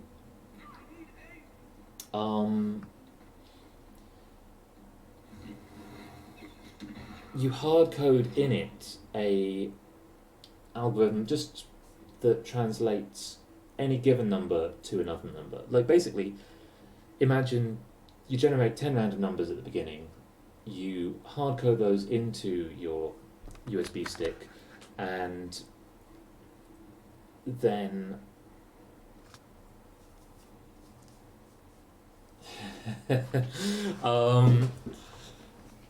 and they are like exponentials and sine and cos terms, basically enough terms that if you put a number through it, it's going to get small, big, so many times that it's going to come out with a pretty much completely random number. And you put this same combination of random numbers in two USB sticks. One of them you send to the actual person who wants to use this, and one of them you keep locally. And when someone wants to check if it's actually you logging into something, what they're actually just going to check is, are you associated with the USB stick you say you are? And so you tell them where your USB stick is in the server stack, like you tell them the number of your USB stick, and they send a signal to both you and the startup, and with a number, and then just check if both you and the startup send the same number back when you process it. I feel like that was the worst description of anything I've ever done, and I describe things all the time, so I do terrible descriptions all the time. Does that kind of make sense? So you are, you've got two paired random number generators, and so when you want to log into Facebook, Facebook just sends you a number and checks that you get the same number back,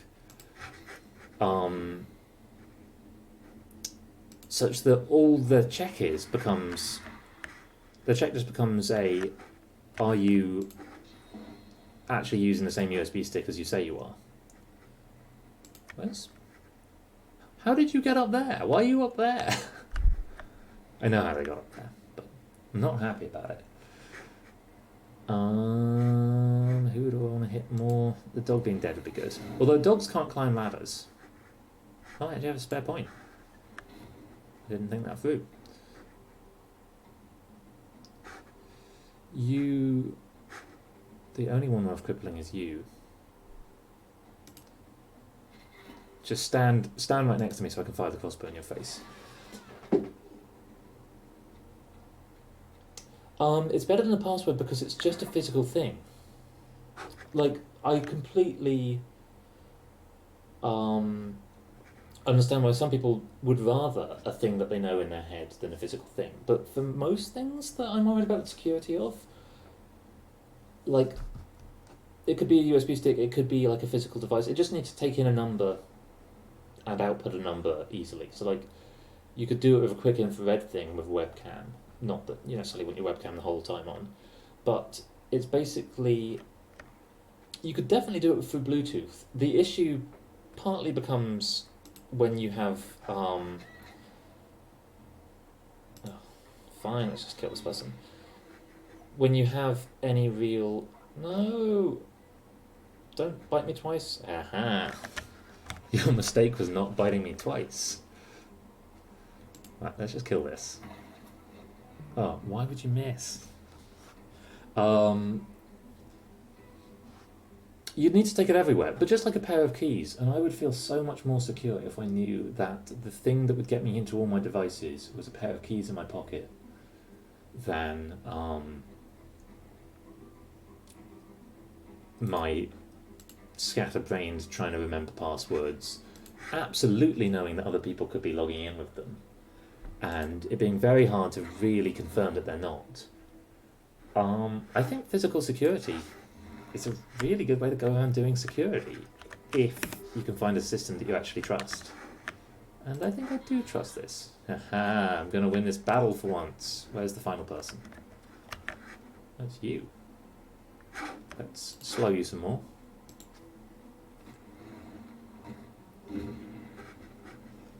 Told you I could do it. Password manager works well, but you still need to have a login to the password manager. Um, and I don't know. I've been trying to find a good password manager that I trust recently, and I've still had this. And this is like, I acknowledge that I'm bad at keeping information in my head, but even worse than me are my parents, and even worse than me are my remaining grandparents. And a lot of the time, the techniques that they're using are kind of arcane, complex, like trying to do 8 things at once. Hey, it did revive everybody, and I won, so I may be the one. I don't even know if I could tell people to use a password manager and think that they'd be completely safe. Also, password manager, like I've been trying to use 1Password, and sometimes it doesn't save the password, sometimes it does. This is just an identity verification where you don't need to make an account, you don't need to save a password. And yeah, you could definitely make it impossible to crack in the modern age, and because it is happening in, like, you could put a limit on it where it can only send this signal once a second. Which completely wouldn't matter if you were trying to log into something. Even if it took 3 attempts, it only takes 3 seconds. But if you're trying to hack it, once a second means that, you can only do so many attempts a day, you can only do so many attempts a year. And it's relatively easy to make the number of functions that it's going through high enough that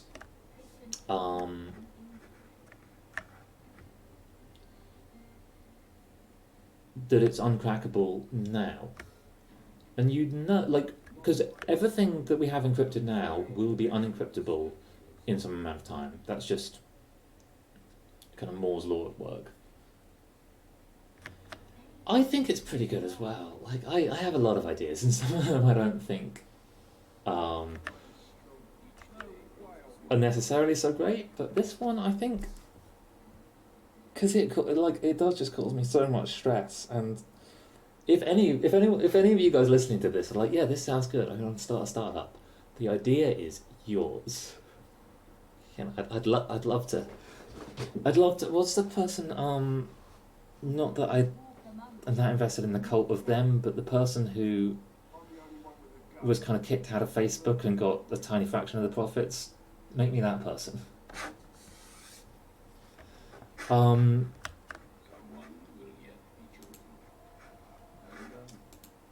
Just knowing that your security is a physical object, and knowing that like when I lose a credit card, I'm like, oh my god, I've lost my credit card for a couple of hours. I could have people spending all my money, but I can call it up and I can get it replaced, and the replacement can come now with modern mail in a couple of days.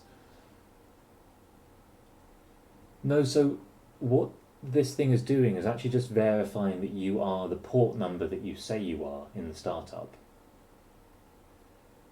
So the lovely thing about it is that no one involved has full information. So Facebook knows your identity and your port number. The startup knows your port number and your key number, and you know your key number and your identity.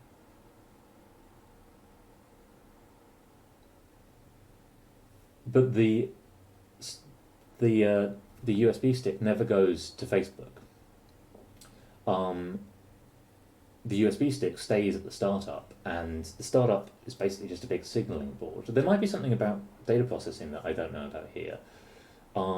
Every time you want to log into Facebook, Facebook asks like, okay, what's your key number? What's your address in the startup board? I'm making up complicated nomenclature the whole time when I'm saying this. What's your address? Like, yeah, I'm going to keep calling it the startup board. That's what it's called now. Screw it. Whatever I say the first time. So you have to trust that company. You have to trust the startup. And that, for a lot of people, would be fair enough. That's the moment where they're like, I completely don't trust this. But there are ways, like, given that this startup, their only thing they're really selling, like, you could sell these USB sticks for a couple of dollars each. You could sell them at cost price. The only thing they're really selling is trust. And this doesn't even have to necessarily be a company.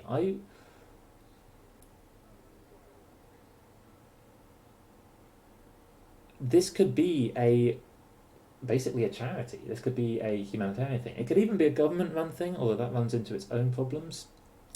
But yeah, every time you want to log into Facebook, you just tell Facebook, I'm me, I'm Zephyr, and this is my number in the startup board, and my number is 1008, and they send they send a number out to you, and that same number out to number 1008. Both you and your USB stick at the startup take that random number in, put it through the random set of functions that you set up that are unique to it, and send back a effectively random number, but the same one from both you and the startup. And so Facebook, all it knows is that you are the port you say you are.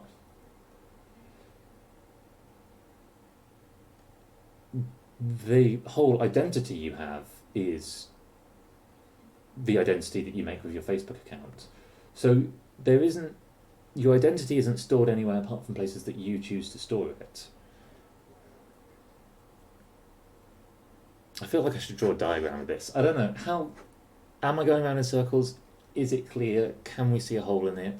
And please God, anyone take the ideas out of my brain and just make them happen so that I don't need to remember my passwords.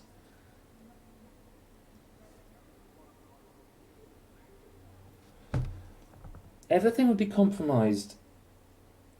Well, everything would be compromised if they actually stole the keys, because even at the startup company, there's still USB dongles. And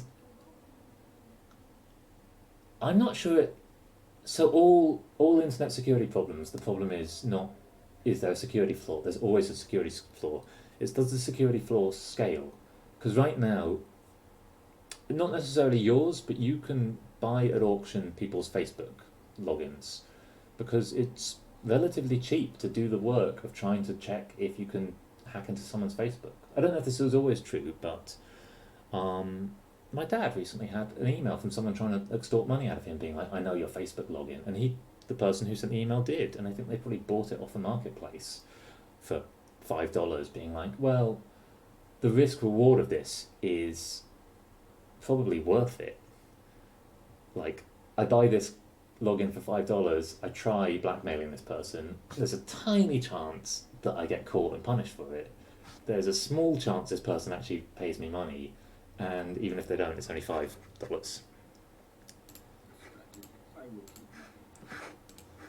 Everyone's saying that guy's going to be a big deal later, so I thought I should just talk to him. Okay, we won a battle. We're doing well. I also want to fight Griff, but every time I fight Griff, I do get completely knocked out.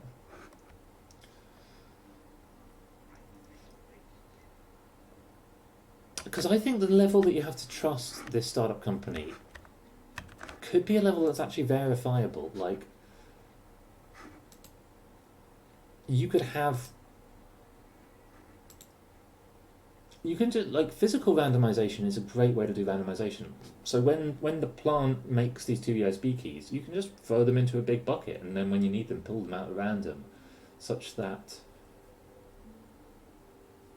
Yeah, I completely agree. If this company was set up in a certain way, it would be really suspect. But if the only thing you need to trust is the company, the question then asks, what could a company do to most deserve trust? Not just like get trust. Well, the other companies only have to trust them. Like, if anyone in this loop lies, all that happens is people can't log into things. It's not like they can sneak into your personal information. If the company ever like duplicated and sent signals, actually it was just checking its version of the key against itself, it could be an issue, but that feels like the server setup.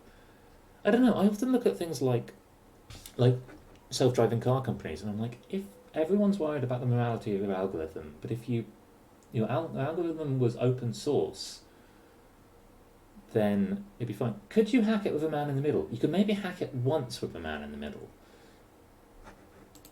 But does the hacking Oh, actually, talk me through what hacking it with a man in the middle looks like.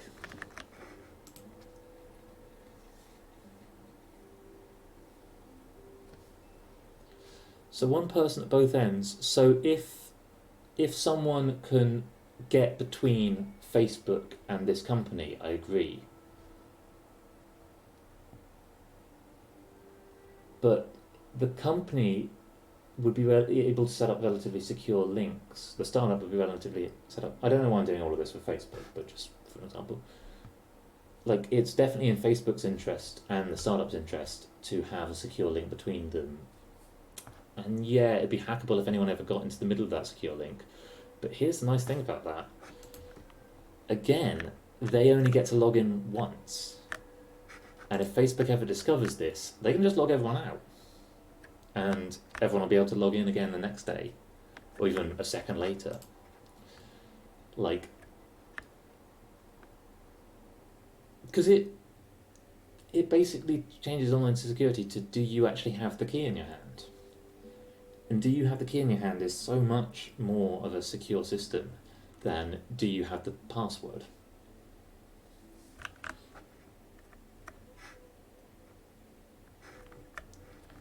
I'm gonna keep... Did I kill the fire slugs? I can't remember.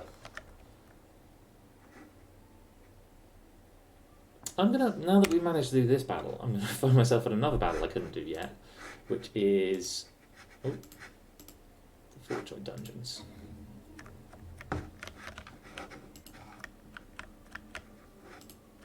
I have a Discord. I should set up a Discord for this.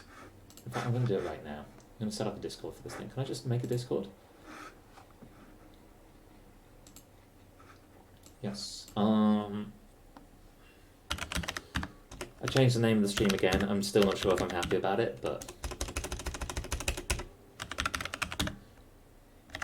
can I call the Discord a thing that already exists?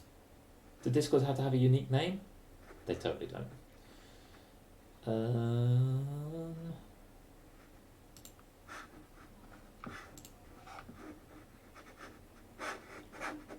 Only voice chat. We now have a stream Discord.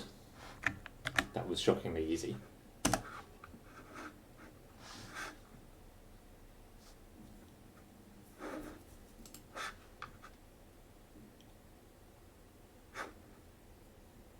It works.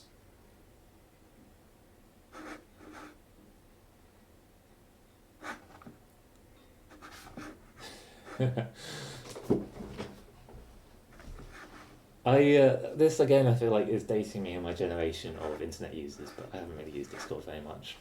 I've got a little one with 2 other friends who I play games with, but honestly they're more scared of it than I am. I keep being like, oh, just join the voice chat on the Discord, and they're like, how do I do that? I always forget. Because honestly, so I don't know if it, just at a guess, I think a lot of people at about age 25-ish start to feel what feels like their memory slipping. And I don't think it actually is their memory slipping. I think it's just their brain has stopped its period of kind of rapid growth where you can make up for the fact that memory is hard and it takes work. You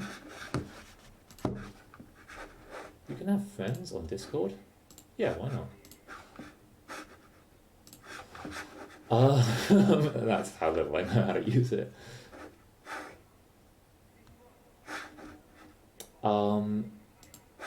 And we're like, it feels like when your memory starts going, it feels like the world's falling apart. Like you're like, I can't keep up with anything anymore.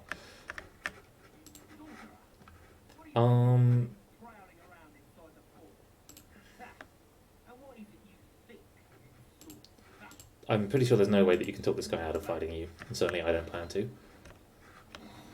Yeah, let's start miles away. That's a good idea. So, I'd kind of like to get up behind them and start taking out the archers. Actually, no, I want to take out this guy because he's going to summon his... Now I have to look at 2 different things, which just makes... I think 17-ish is probably when you start actually. There's a period of your life where you are just making brain cells, and then there's a long period of your life where you're just using brain cells. You're not, and I don't think it's worth fear mongering. Um, you're not kind of losing your mind. It's not all slipping out, but you are just. I really want to save this guy because I want to know what he's saying. Otherwise, I just set this thing on fire. Ooh, you can make it. If I were you, would simply make it.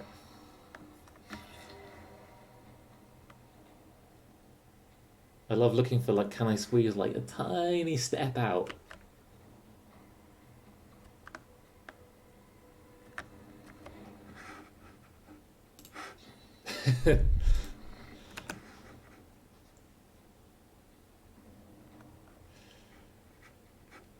Oh, again, I'm going to say this to anyone who ever accuses themselves of being not smart on stream. Like you don't have to feel smart. You certainly don't have to invest in intellectualism, but I don't really believe that anyone is not capable of, if they want, using the brain in whatever way they want. It just takes work. Like, I'm a theoretical physicist at an old and prestigious university, and nothing's easy about it. I enjoy the work, and that's kind of how I've come to get this far. I don't always enjoy the work. Like these last few weeks, I've been finishing a piece of work that I've hated. Every day, I've been like, oh, can I just like throw my laptop in a river instead of doing this? Oh, didn't think of that. Well, it's fine. I'm gonna charge him, or do this and knock him down. I don't even have any stuff on the floor this time. I'll break the chair, which will be a shame. Oh no, I didn't even break the chair. Whoa.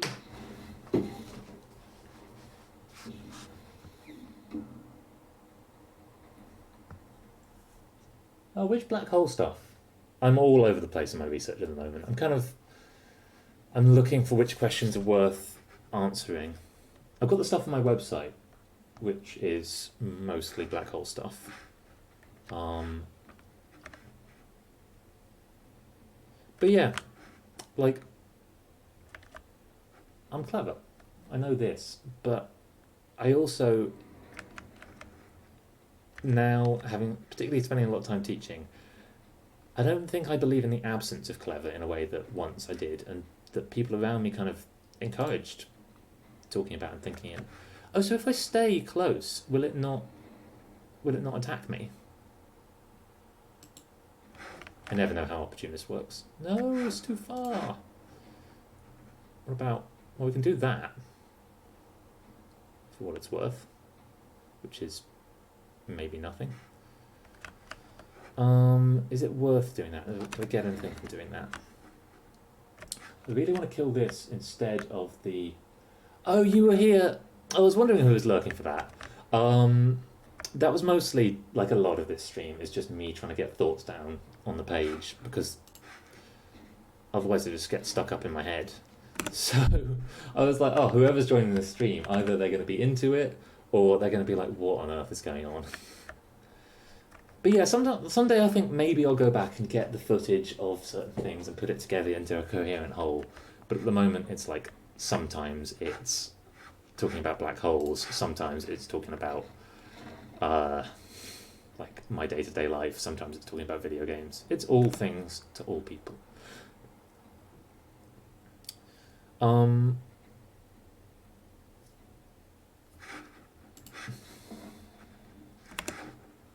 But yeah, just because you're smart doesn't mean that you're not going to spend ages deciding which of these things to click on.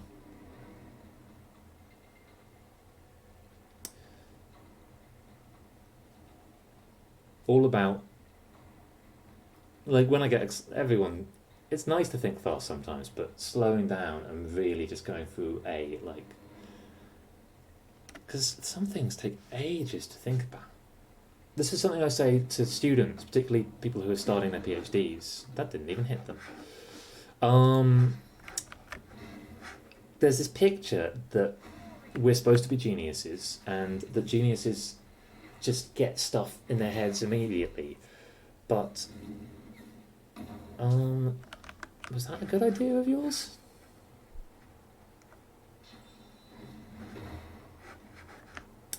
And I just want to reassure people all the time, like, it can take a year to have one thought. And there's some really good thoughts I've been having, thoughts that I think I will eventually put into words and research, and I'm like, yeah, this is an important thought, I'm glad I have it. Which people love hex cells, and I played it through, and I was like, yeah, this is nice, this is fine. I would try it again. I would maybe play some on stream tonight. I also, a really good rule of thumb that I've started using recently is I realised that I was thinking I thought about a lot of things and I actually hadn't thought about them. Like I kind of assumed that I'd thought about them, which sounds like an insane thing to do, but I think it's relatively common. I assumed I'd thought about them, and actually what I'd done is I'd inherited the thoughts of others, or I'd just kind of done like a light version through in my head. Let's just get a bunch of distracting things. Mess up the AI. Let's make him bleed. And annoyingly, I'm not near anyone. I know you'll get on fire, but let's... Well, you've got a little bit of magic armor, maybe you won't.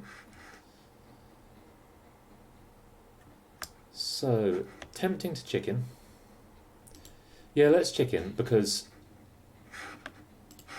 we'll get the attack of opportunities on as well. I'm hoping he walks into the fire. He's not going to die though this turn, so we still have to fight the thing.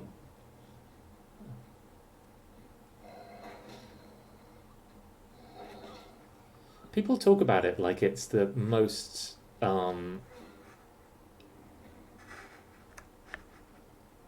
cognitively demanding game. I haven't played the other ones, and you know, I probably should and probably will at some point. One weird thing is that I think almost any game can be difficult. Like, we often like to be like, oh, this is the hardest game. Like, it's sort of about the challenges you set yourself. Like, difficulty is often about, like, how much time am I willing to put into this? Like, I've been playing a bunch of EU4 recently, Europa Universalis 4, and the amount of thought you could put into that is huge. Like, you could play it on one speed, pausing every day and being like, it's raining in Bengal. What's that going to do to the price of shoes? I don't think I'm ready to win this battle yet. Or at least I think I need a different approach.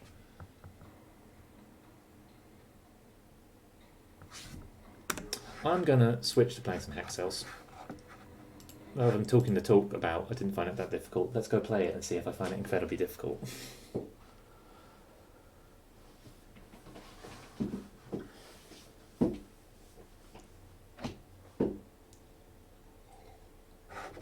I don't have it installed on this computer, but at the same time, how could it possibly be more than a few seconds to install it?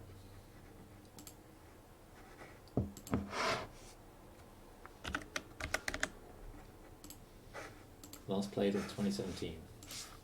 I remember when I last played this. I last played this while I was visiting CERN.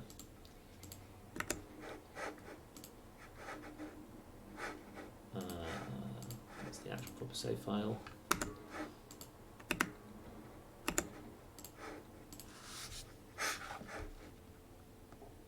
Did I click play?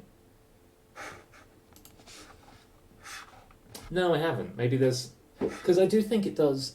Yeah, oh, what's the absolute highest graphics quality we can have? Let's have fantastic graphics quality. I definitely saw that it had that lovely thing of building a new rule in time after time after time.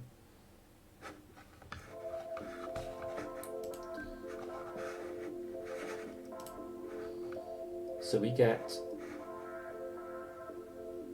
I actually got to remind myself of the rules. Put the sound down as well. Orange hexes reveal the pattern underneath. It's kind of Minesweeper-ish.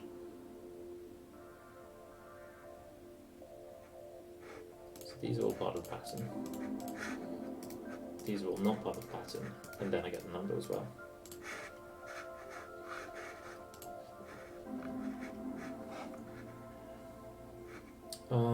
So if that's 1, it's part of the pattern. I've already forgotten which one I click. I left click if it's part of the pattern, right? Yes. 2, there's only 2 adjacent to this, so it's going to be both of these. All of these only have 2 adjacent. That's not 1, this is 3, so it's that one. This one isn't 1. All of them are.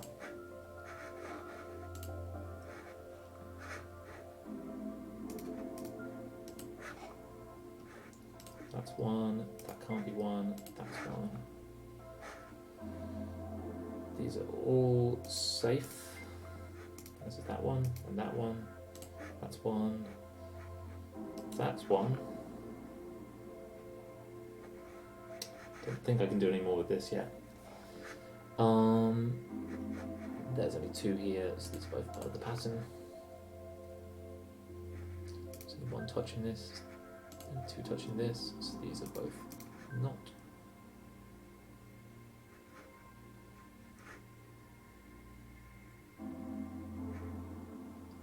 Oh, this needs to have 1 touching it, so it's got to be there. So that's safe. All of these are safe now. And that's also safe.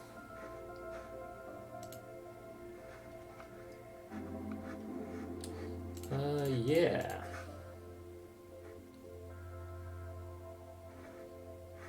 That's only touching 1, so that's safe. Safe. 1. Safe. Safe. 1. Safe. Safe. 1. 1. Could be a number of them. What about down here? Oh, safe. Safe. 1. How can I possibly know these? Oh, because there's a remaining number up in the corner. I used to play, a friend and I used to play in English class, manual Minesweeper, which is basically Minesweeper. Oh, I know both of these two. There we go. Minesweeper with a pen and paper, where you have to pass the pen and paper. You need 2 pieces of paper. You have to pass the paper back and forth, and each time, like, someone marks, like, I want to click here, and they pass it back, and you've got to, like, work it out.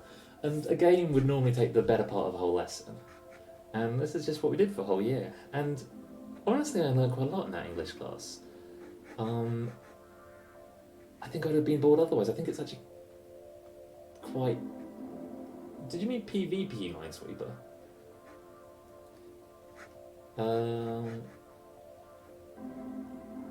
Why am I blanking on this? Oh, that's safe. And then that's got to be 1. That's safe. These both also have to be some. Oh, pen and paper, yeah.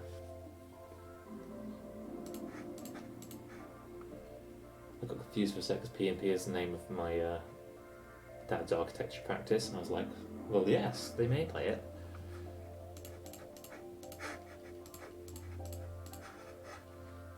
Cool. All of these. Gotta be. The bilateral symmetry right now is nice. Like, I kind of think it's going to be symmetric the whole way. Safe.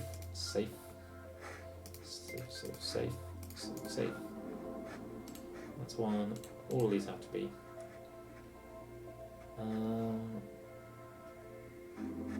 Safe. Safe's supposed to have 2. Gotta be them. That's got to be 1, so that's safe. Safe.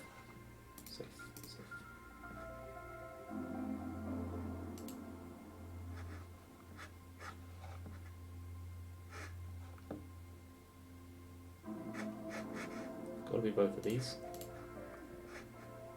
It's also got that nice Sudoku-ish moment where you have to find a way to make some inroad on something that otherwise would be impossible.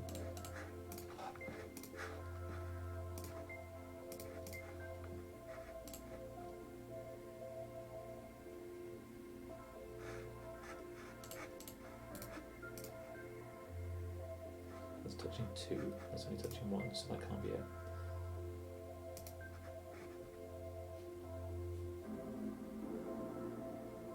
Yeah, maybe I really did this game a disservice by stopping when I did. Because it had only had a chance to introduce half its rules.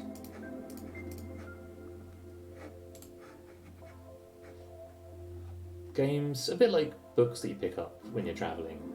They're kind of the easiest to just go on to play something else. I remember at the same time I was playing Creeper World Infinite, which is kind of an amazing game, which I should play on stream sometime.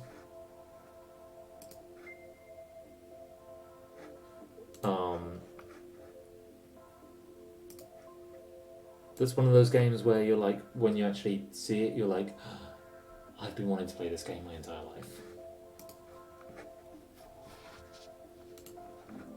Not that it's not like fantastic. I enjoyed it a lot, but it was just, I was like, oh wait, this is actually a game I've been waiting for what? Oh no, I got it wrong. Ah, annoying.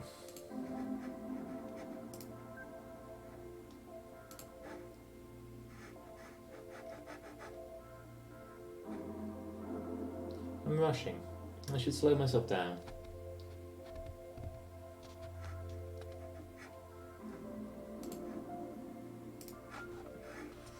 We'll only be able to get that one from the number remaining.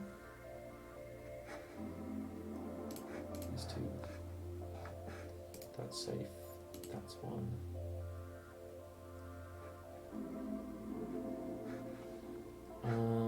That's safe.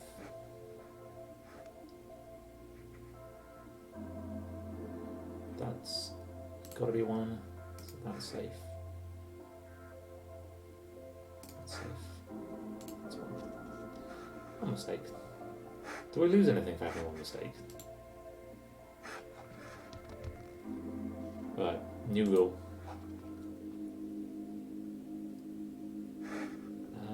Is this a new rule?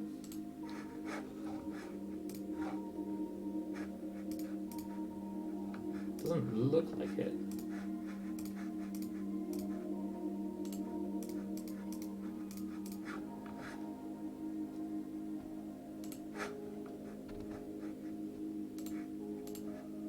Safe. Safe.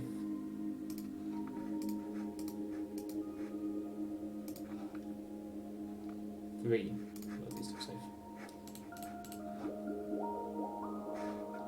I feel like I didn't spot. Oh, it explains them, doesn't it? It's not just. It doesn't just imply them.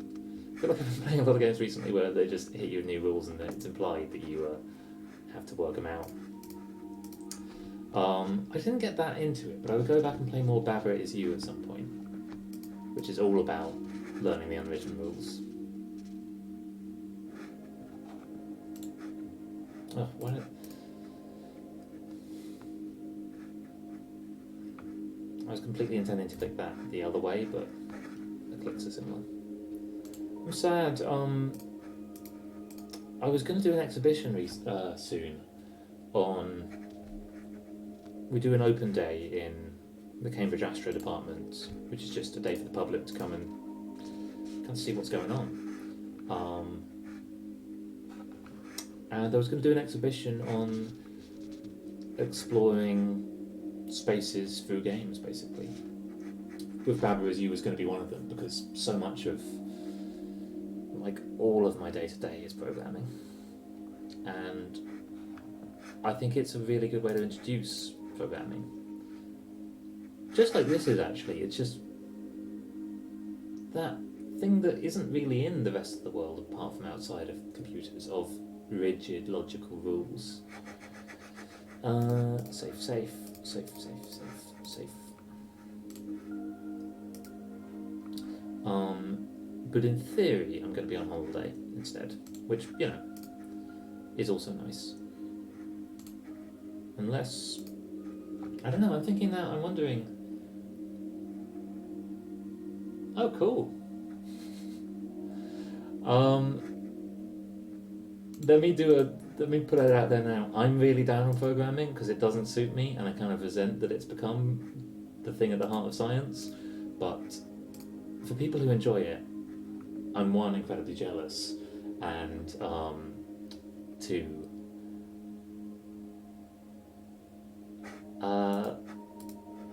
I remember enjoying it. I used to enjoy it. I enjoyed it for a bit, and then I just felt like it had become busy work for me. Like, I wasn't having to do much thinking. Well, I had to do quite a lot of thinking, but like imagine if this game went on forever. That you had to go into your office every day and do this game. Eventually, you'd actually just be playing out the tricks you knew. You'd be like, oh, I know a 2 and a 2 and a 1. There's only these combinations, and it become kind of turning the wheel.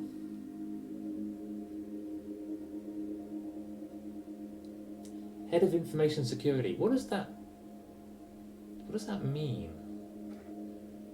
Like most of my interaction with security, like I like thinking about it from a maths perspective, but most of my interaction with it really is chatting to the IT guys in my department, and I think they're just honestly being like, oh my god, these academics. If their data actually had any value, they'd have it stolen all the time. I got really into recently the kind of thing that just pops up on YouTube suggestions. A physical entry specialist. What do they call themselves? They call themselves pen specialists for penetration. People who just work out ways to sneak into buildings, and they're just problem solvers of like, oh, I wonder how I can get through this door, and they do lovely things like the simple ones like put a coat hanger around it. There was one where they showed that there's a kind of sensor which will see if someone's walking towards it and will unlock the door so that you don't need to swipe out. And they were like, you can just blow compressed air through the crack in the door, and it will make the sensor think that it's being occluded, and it'll open the door for you. And someone else was like, can we vape it? And yeah, you can blow vape smoke through the door. I think pen testing is in its own way a kind of like every generation there's a few careers where everyone's like, yeah, I would be a pen tester.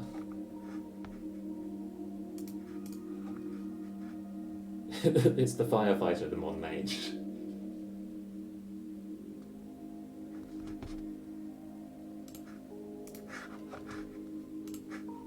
When I was little, I always just used to want to be a bear.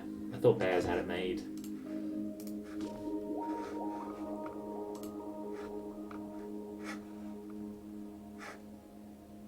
So these are safe. These are safe. That's one. So that's safe. That's safe. That's one. That's safe. That's one. That's safe. Those two are safe. Those two are safe. That's safe. Safe.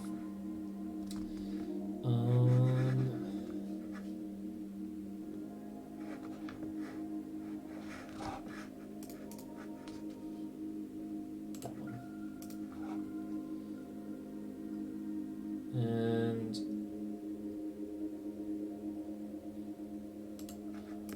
sometimes the fear just hits you. You're like, I know that it's one or the other, but I just don't quite dare to click. Those two, those are safe. That's also safe. That's safe. That's safe.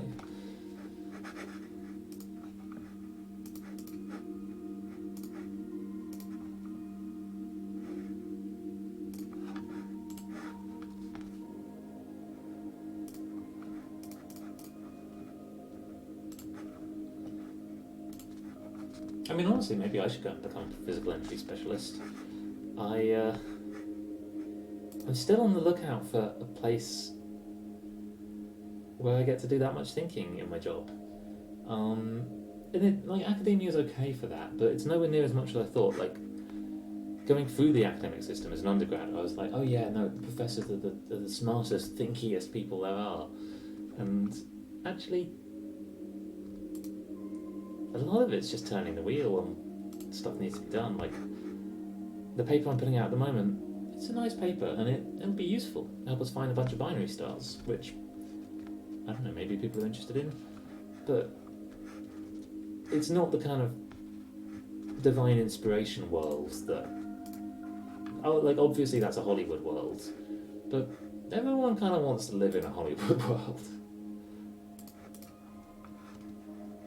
And I don't know, it feels like I can maybe find places that just have more need of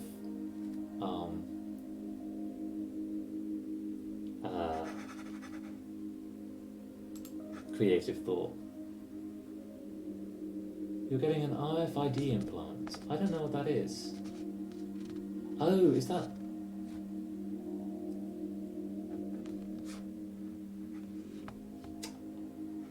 I don't have any kind of puritanicism about like, oh, we shouldn't fill our bodies with tech. I'm always on the lookout for like, is it doing something truly different? Like, does it allow you to live in a different way? And I can see how an RFID implant does. I was really disappointed recently. I got an Apple Watch, like a second-hand one, and found that it was a completely closed system. And what I really wanted to do, this absolute simplest thing, is just show the temperature, and maybe even like the light of the sky outside on my arm. And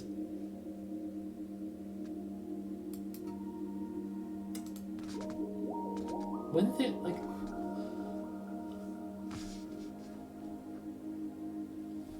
can you program them to do like any card?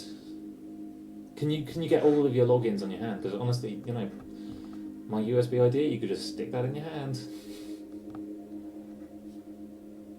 God, you really could. You could just implant it. Then you get rid of even the physical security bit of it.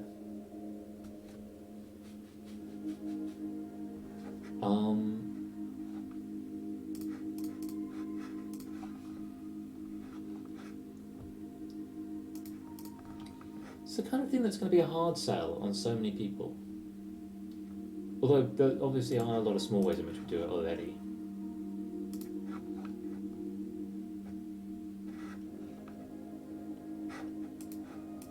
I'm going to go away and think about it. Like, I think I had the kind of really simplistic... I remember someone had a commentary about the game Deus Ex Human Revolution that cyborg implants were like the least controversial of controversial topics to place a video game around.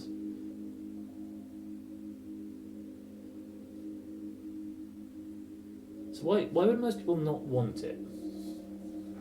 Apart from it being scary to put a thing in your body.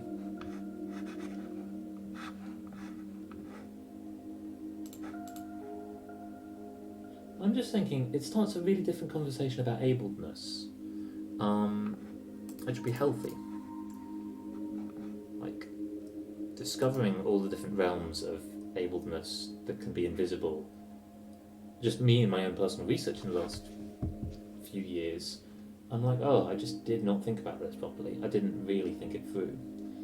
And if actually people were becoming differently abled by virtue not of disabilities, but by virtue of augmentation, it might really help people who are actually differently abled because of disabilities to for it to be much more recognised that, like, oh, yeah. Oh my god, oh, I meant to right click on this. I find the right click, left click dynamic way too close to each other.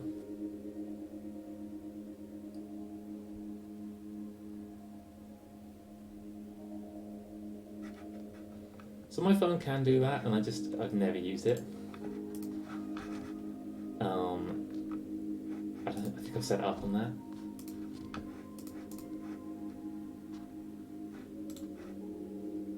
I'm not, even though it sounds like it, and is to some degree true, I'm not a tech phobe. In fact,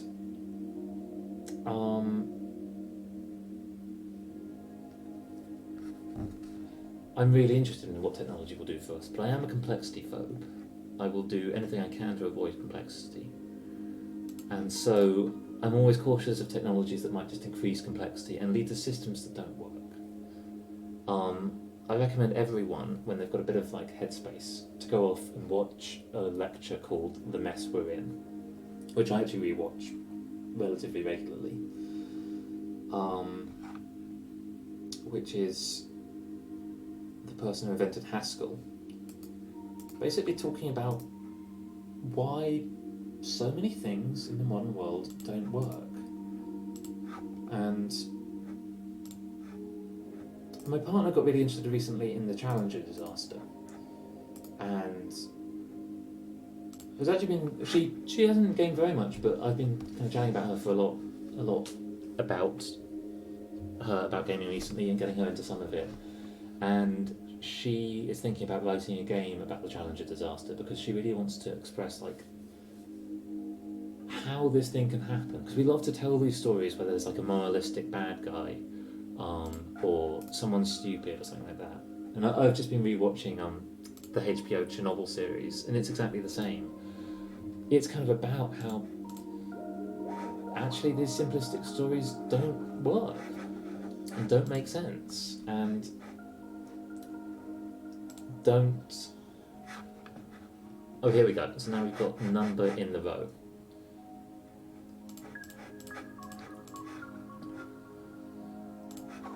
So that's safe. That's safe. This has got 3 in it. This has got 2, so it's these 2 and 3.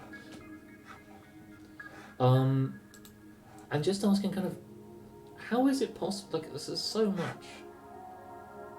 3 hexes are consecutive. I can't remember if they have to be consecutive over this or not. No, they must not be. Well, that's nice. That's telling you that that's true. Is it telling you that there's only 3 hexes though? Let's find out the long-winded way. So it's obviously those 2. If they're consecutive, it has to be these 2. 4 and they're consecutive, so the middle 3 must be. I don't think this means they're not consecutive necessarily. I think it just means that we don't have that information.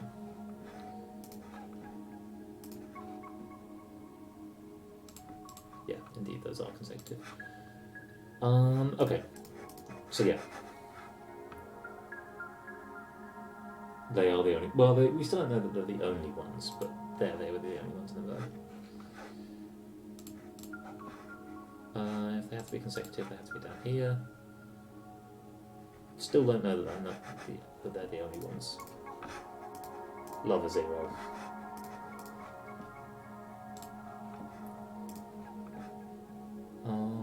You've got to be 1. So yeah, any technology that you might put into you, I would be worried about it becoming susceptible to this cascade of complex systems trying to interact, such that actually it could become superfluous or broken or in some way abusable. Because there's a really nasty habit in the tech sector to try and fix complexity with complexity. So we know there's one touching this. Wait, oh no, because they can be, so it must be, it has to be these 2, right? Unless they're allowed to be non-consecutive. Can we answer that question now, if they're allowed to be non-consecutive? There's only 2 here.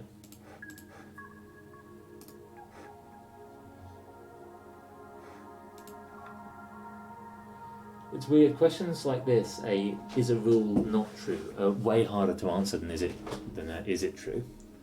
Because even if it never comes up, it could still be true, and it's just that the situation hasn't come up.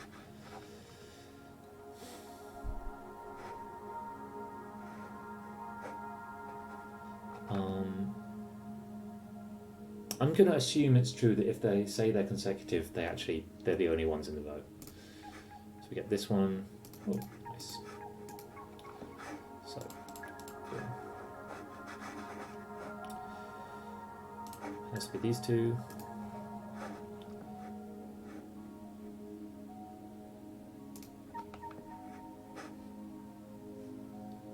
can't be here. Has to be here. We need another one in this row. You are not touching enough. There we go.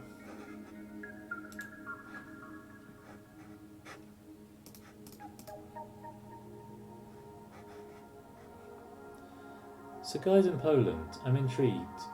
What's the discussion about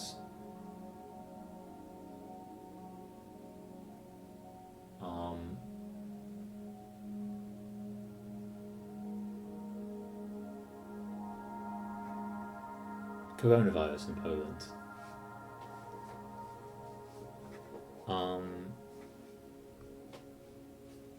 Is it something that's being talked about relatively seriously? Let's find out. Let's click these. Okay, we get away with it. These two must be.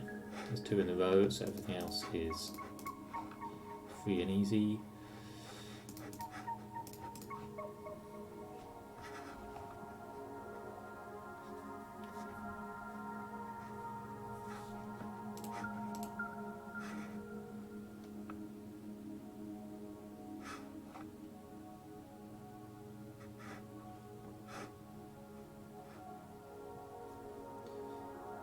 So they're not connected.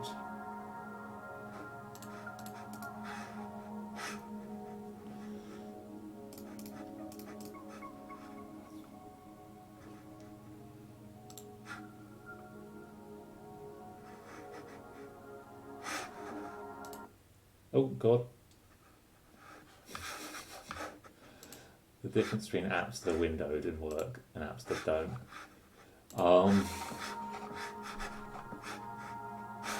Wait, it's going to do it again. Apologies. No. One last time. There we go.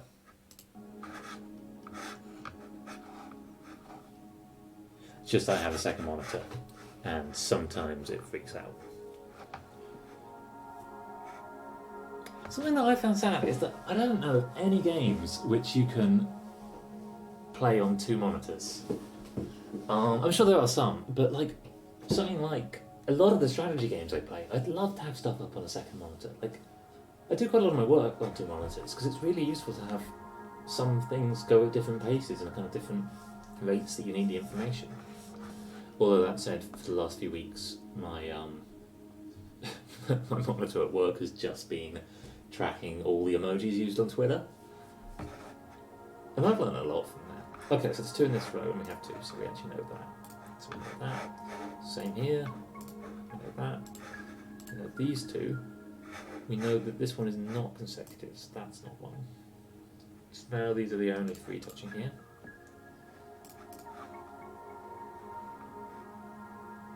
That's safe as well. You're touching one, so you're there. Yeah, that normally is the way. Or even... like, that's certainly the way that I could do it with this game. But I mean, actually, I would love to be playing EU4 on both monitors at once with different information on the second monitor. Like, there's quite a lot of games where I'd love to be having the graphs up all the time. Like City Skylines would be another. I'd love to have all of the evolving graphs of my population and things like that. Stuff that would be way too much real estate on the main monitor, on a second monitor. Kerbal Space Program would be fantastic for this. Like, I want not too much on the kind of screen that I spend most of my time on, but all of that information to hand when it can be. Is there only one in this row? That makes life easier. Okay. Did you do your stream at the weekend? I'm sorry, I wasn't on Sunday. I realised afterwards, and I was thinking, oh my god, I hope I didn't miss it.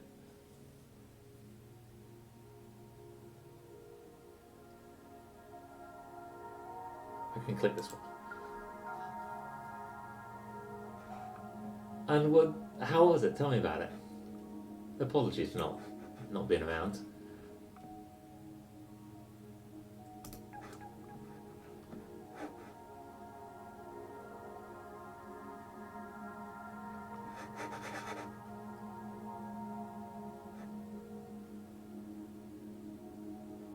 I will try. Actually, no. This weekend I will. Again, I'll probably be on holiday unless I decide that flights aren't a great idea. I mean, like I realized the other day, I've been streaming now for like 6 months, and I'm the very slow. There are rarely people having a chat in chat, and it's really nice this evening having you guys here having a chat. Um, I'd love for that to be something that's happening more often. If only because then it's like less work for me. So it has to be this one. You're both touching 2. You're already touching 2.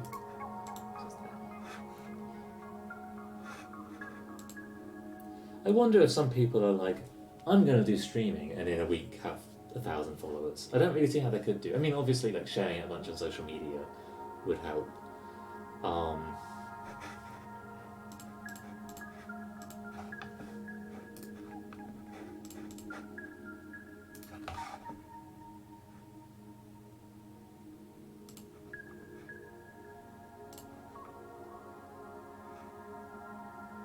Yeah, I completely like people when people like pop onto the stream just by chance. I'm like, I think this probably isn't the content you're looking for, friend.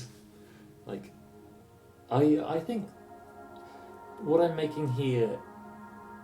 I don't know what fraction of people are going to be interested in. Like, I think passing interest. Hopefully, every other person would not be appalled to stick around for half an hour. But for the people who kind of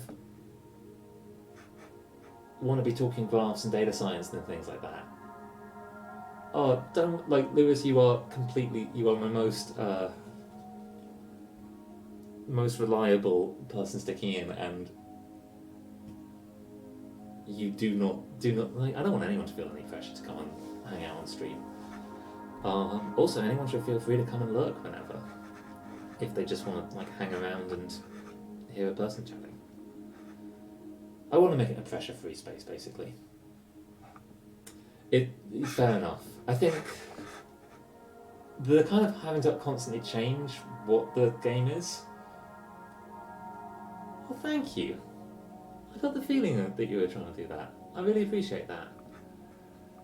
I recently had the experience of I put on my Facebook that I was doing this, and that's a weird thing because like the worlds of people you know online. My Facebook is almost entirely people I've met in my life in person, and they're all over the world and doing all kinds of different things. But suddenly being like, "Hi, I'm doing this internet thing," and the variety of response I got was pretty varied. Like some people were just like, "Oh, that's interesting," but I'm not into it. Some of the older generation are like being like, how do I use the chat? It particularly doesn't help that I streamed to Facebook, but the Facebook chat doesn't come through on here. I think maybe I need to get a better way of like putting it through. I felt very exposed by it, and have decided to only do it when I'm actually sure that the thing I'm doing is going to be interesting. Because sometimes I'll play a game for 2 hours and be like, I don't think this was very interesting.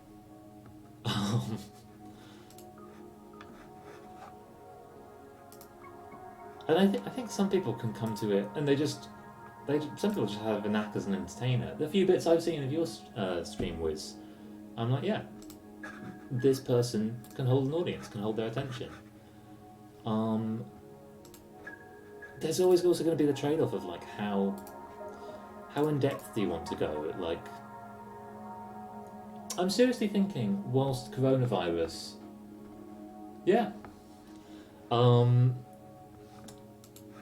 whilst coronavirus is maybe keeping me away from work, about doing all my work on this and just having it as a place that people can come and see what the work of a scientist is like. And also it will hold me to working a bit more, just being a bit watched. Only one in this row.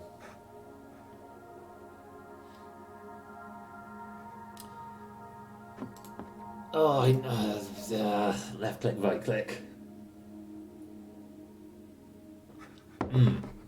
I I've decided to basically completely not respect the wishes of my audience, because I agree, I'd feel really bad if I picked up an audience playing one thing and I played a different thing, and like the things I play are so all over the place. Like sometimes I'll play like a 2 hour postmodern walking simulator, and sometimes I'll put 100 hours into a grand strategy game.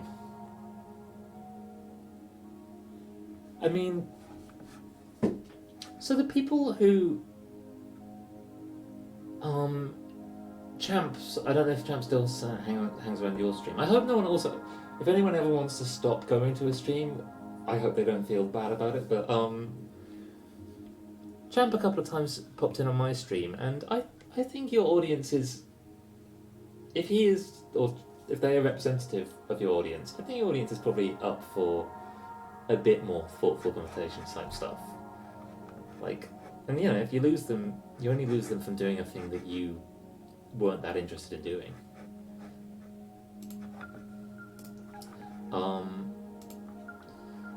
The piece of advice that people have often gave me, and so like often I'm like, but what if I'm not popular? But the piece of advice that people gave me, and I think is really worth it, is that just make the thing you want to make, and the audience will come. Is there a particular game that they want you to be playing? Are they like, is it Osu? Because when I tried that, I was like, this is stressful. Just inside graphics give the additional. So the hexes are connected. So they've got to be. It's got to be that one. It's got to be these three.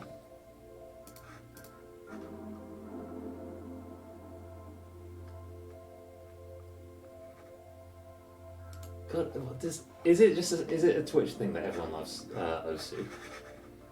There's only 4 around here. It's got to be that. Easy money.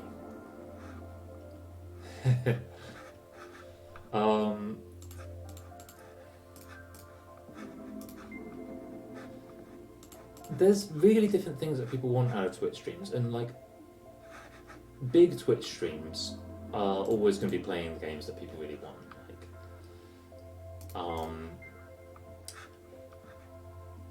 But there's a whole there's a big difference between wanting to do this because you want to be like I would love to have a channel which has 15 people in chat at any one time and feels like an open space people can come and chat in. But I don't want to have a channel with 1,000 people. That's terrifying. Wrong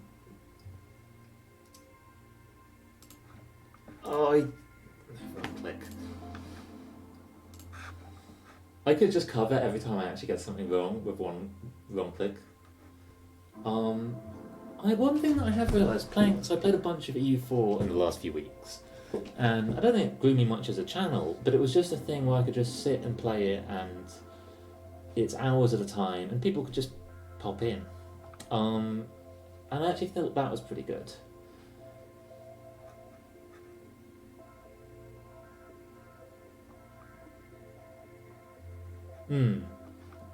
Like I also would be completely fine if my chat was kind of self-sustaining without me and like just calling me in. Like, the professor that I'm currently working with, the thing that really made me want to work with him is that for a while he was hanging out at an institute that I was working at, and he had an office, and everyone was like, why don't you ever use your office? And he was like, no, I'll stay here. And he was just sitting in a table in the middle of the place, and anyone came up and he was like, show me a graph. You're only allowed to come talk to me you're only allowed to sit here if you show me a graph. And it was really, he's a really playful guy. It was just a really lovely way to do it. And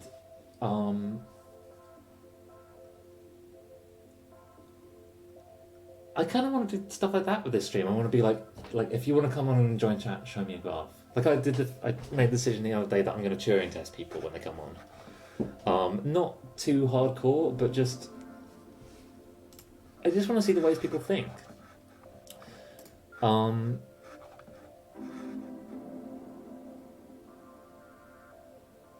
This is embarrassing. This is not just a gaming thing missing in my like life of gaming, but a like cultural thing. I've never played Minecraft. I've certainly played some games kind of that have grown out of it, but I've never actually picked up the game in itself.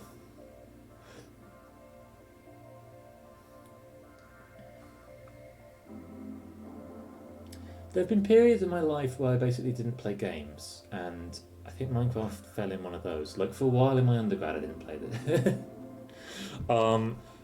I absolutely will play Minecraft on stream sometime. I'm not going to switch to it now, because I'll probably go at 10.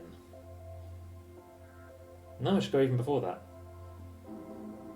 My partner's just flown back in from New York and she's getting in late, so I probably have to cook her dinner.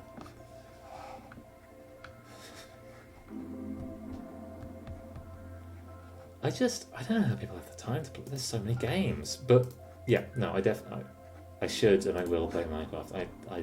I vow now, it'll happen.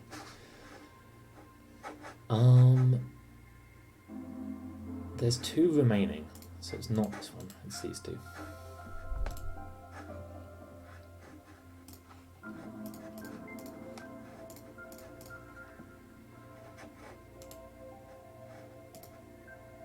That I should not have clicked. I could not have known that one. If I'd clicked that, no, I'm trying to defend it now. Look at this little guy down here, just hanging out. You know what? I'm gonna guess him. I think he's one. Yeah.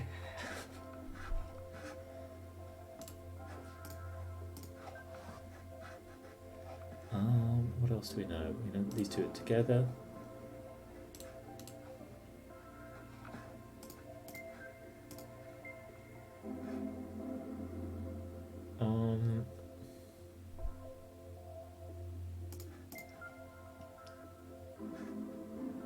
That one.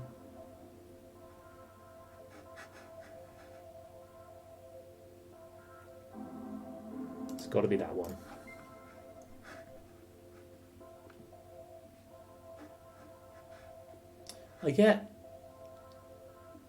I have this like recurring anxiety that I call bookshop fear.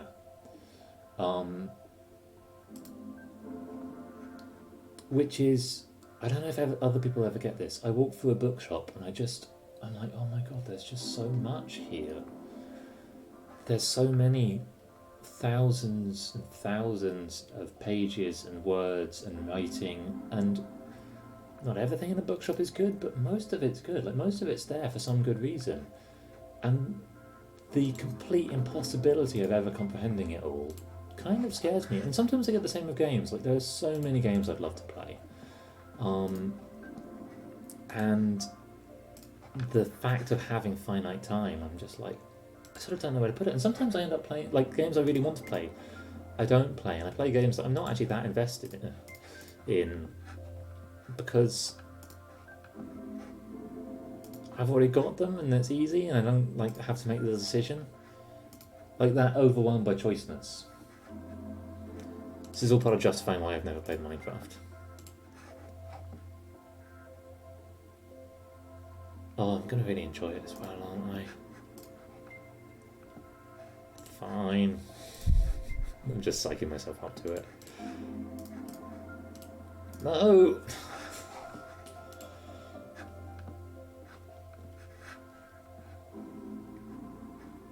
Okay, it's got to be these 2. It's not that one. It's got to be these 2. It's not that one or that one. It's not this one.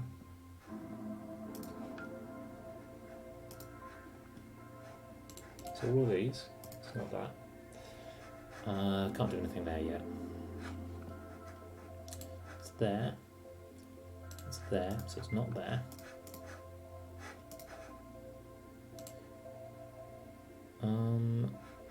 Interesting.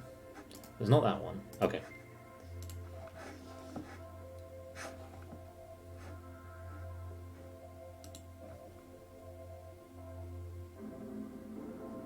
I mean, if you're on this channel, it's going to be an in-depth psychological discussion of something. um,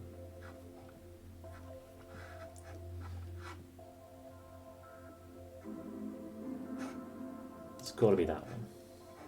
Can't be that one. It's not that one. Boop, boop, boop. Not that. Not that. Not that. Not these two. Nope, nope, nope. Nope, nope. Nope.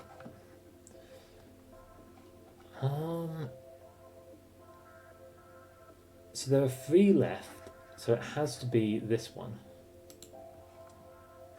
And then it's not these 2. It's these 2. Oh, I get a lot of cells for that. Oh, I'm not going to write it down. I hate writing things down. So it didn't explain this rule to me, did it? I can see what the rule is. It's that they have to be separated in some way.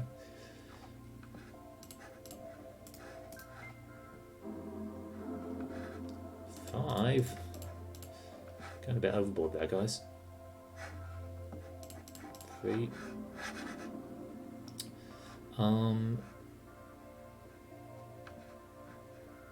They have to be separated, so it's there.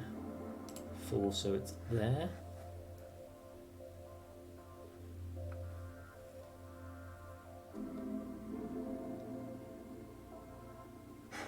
They have to be separated, so it's not there.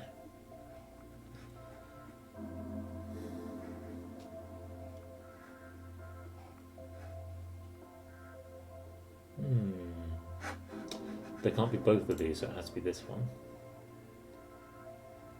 And therefore it can't be that. So it's there. It's not that one. It's that one. Could be either of these. It can't be this.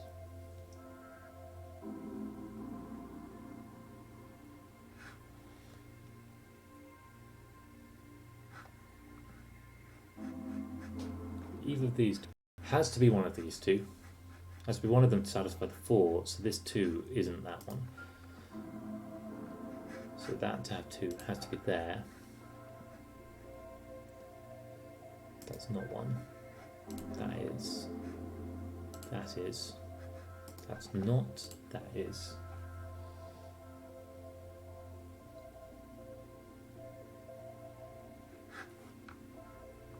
Yeah. That's fair enough.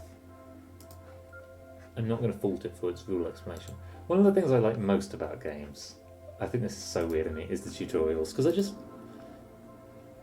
I think it's fascinating. You're teaching someone something. Like, it is a teaching exercise. And I didn't play it on stream. Maybe I should replay it on stream. This is one of the reasons why I absolutely adore The Witness, which I think is a game that some people... Oh, that's 2 there. I just forgot that was going all the way down. Yeah, I'm a cheater. I'll make another mistake anyway, making this whole thing not worth it. I think The Witness does a wonderful job of introducing mechanics by just putting them in front of you and obliging you to kind of work your way out about them and play with them. I've heard talk that Toki Tori 2 does this as well,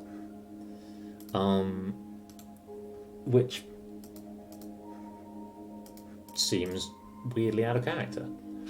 No, I don't know anything about it. It has the art style of a game that you wouldn't expect to be doing this. 3 altogether, so there are 2 there.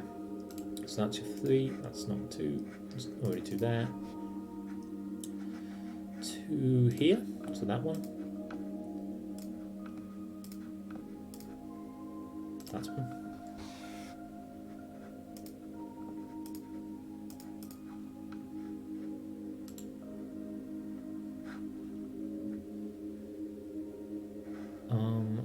Is there only one that can be? So that's not 1. Those are 2 already. Just 2 together. It's 2 apart, so it's not that one. It's 2 apart, so it's not that one. It's 2, so it's not that one. It's 0. 0. There's only one that can be. Has to be that one. So we've got 2 apart. Hope's there. Already knew that. That's 3, 2, 1.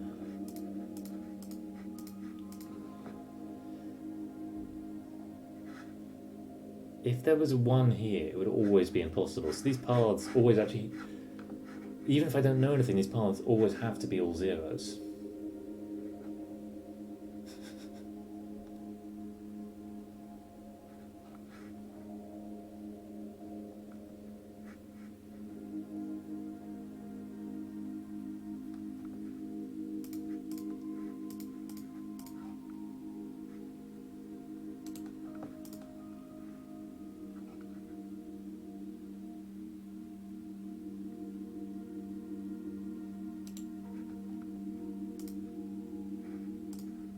Next to it, 4, bit over the top,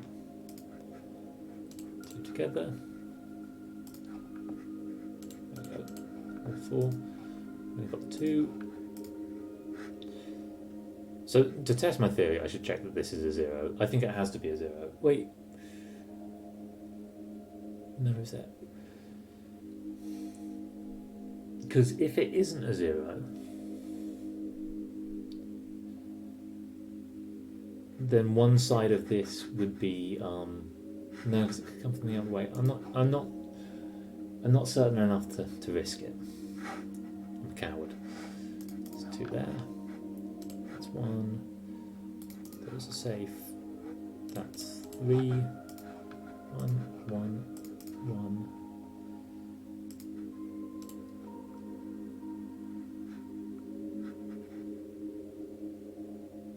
One. Yeah.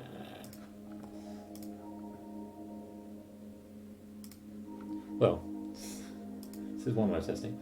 I'd like to try RimWorld. I haven't tried it, but for a while, and I'm still kind of into this, I really wanted to look for games that you had to do less like playing of, more kind of making the big decisions and less like doing a minutiae. And RimWorld would be was one that people recommended as one where you actually don't have to do all the small stuff. But then the same kind of people often recommend stuff like Dwarf Fortress, and I don't know, isn't it a lot of micromanaging? Like, yes, it's about autonomous people, but don't you micromanage them quite a lot?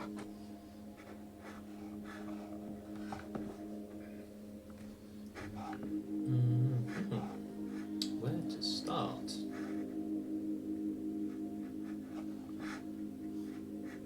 Has to be these 2. 5 in this row. Not telling me that much. 2 in this row, but they're separate. So that's 1. I think that can't be 1 now. These 2 are.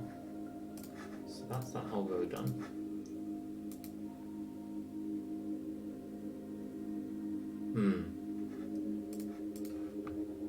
Wait, so this whole row should have to be 0s. No, because there's information here.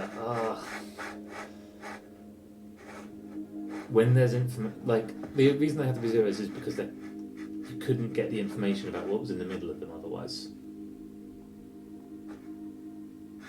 But that's not necessarily true if we have another source.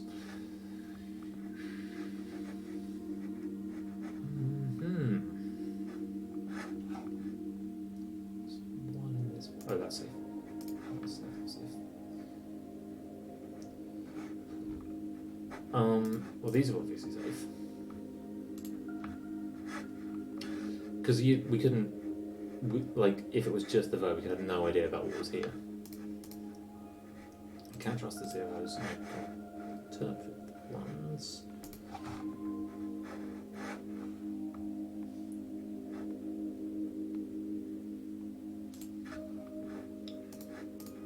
I think Screeps also came up when I was on this on this search for this. I can't quite remember what it was. I started watching recently a bunch of videos by Let's Game It Out. Wrong click. and he plays a ton of management games. Honestly, like I've been watching those and I'm like, those kinds of things make me terrified of making any content on the internet because the amount of time he's clearly putting into them is insane. He makes really elaborate things, and I'm like, oh, I can't even bear to edit something. But I'd be interested to know if he has done one on that.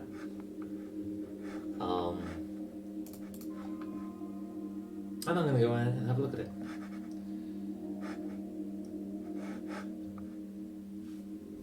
Okay. And there are 3, 2 can be together. Oh, there are only 2 left in this row. Yes. But I actually learned nothing from that.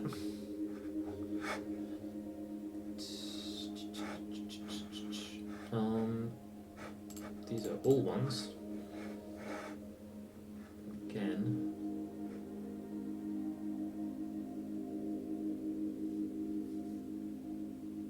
Do I have enough information here? I must do. There's got to be 1 somewhere here.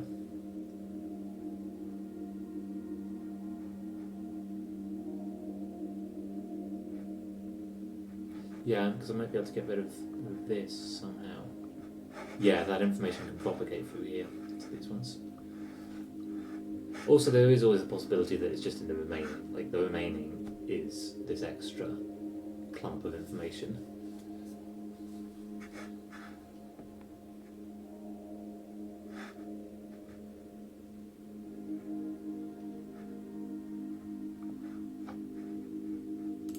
We're only touching 1.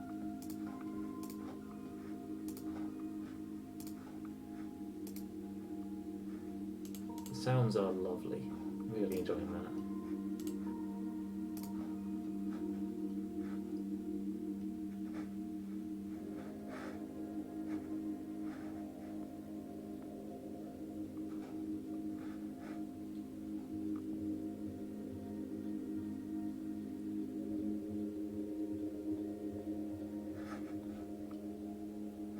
So these are 2 together, so we know it's that. So it's only 1, so we know it's that.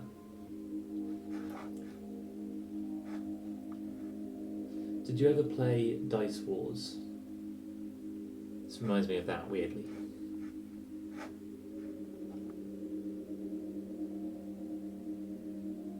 God, Dice Wars might be Flash.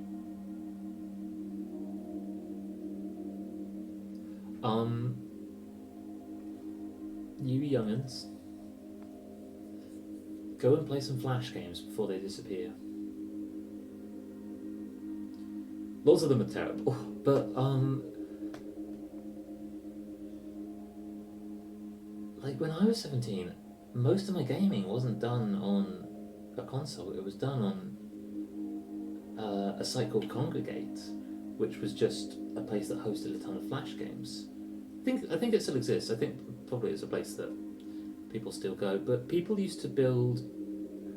The people who nowadays would be indie developers used to just build things and put them out for free on Flash, and some of them are fantastic. Like, I don't know if any of them rival what an indie game development studio would make, but they also could make them so much quicker.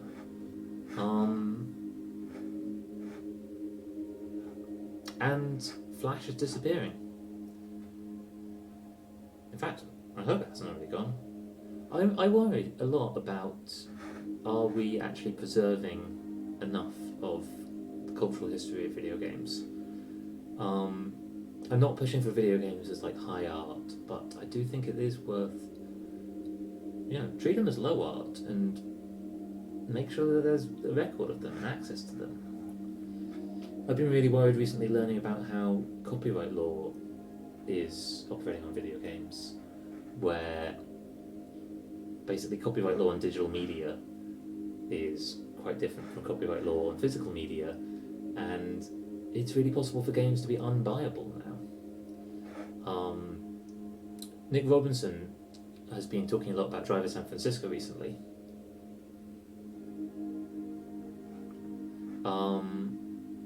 You left and now I'm talking about copyright law. Oh, I should also play Antichamber. I have no idea who most of my Steam friends are at this point. Like, there's the one or two who I actually know and they're friends and I play games with them, and a bunch which is just names where I'm like, oh, that person.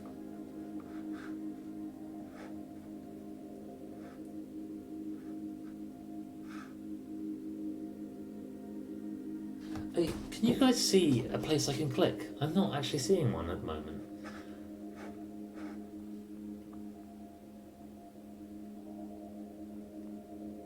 I've got. Do you ever get where you like when you know when work is going to end about 5 minutes before your thing, your brain, your thing, your thing, the thing in the head, your brain kind of preemptively starts being like, we can relax now. Like, not that this is much work, but still, my brain's like, it's time. The calming music's got me. It's slowed me down finally.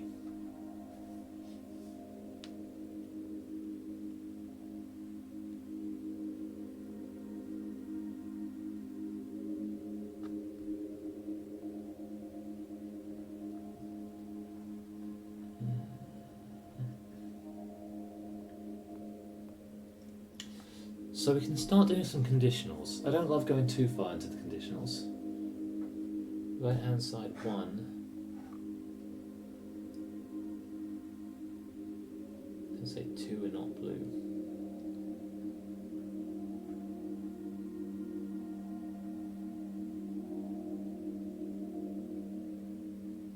Because we've only got one more that can be in these 3.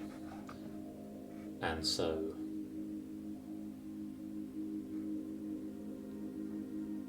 it's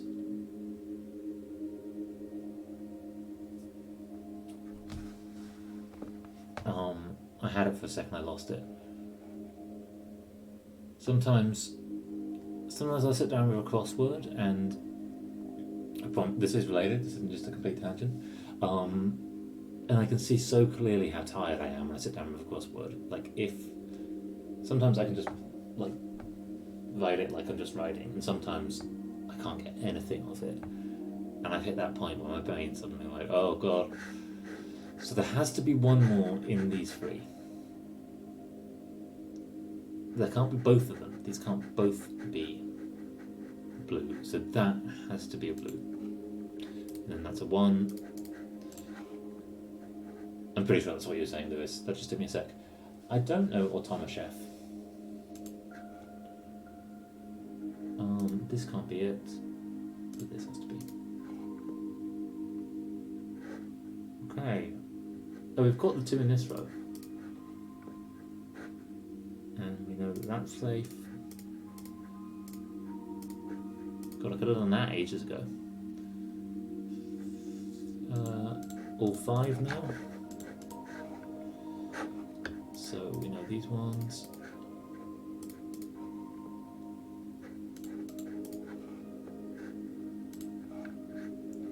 Need 2, and I've only got one click.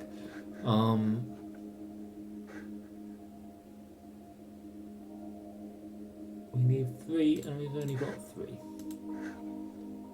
We've got 2 remaining, so it's those 2. I reckon this might have been the level I stopped before, because this level, I don't know, that felt a lot harder.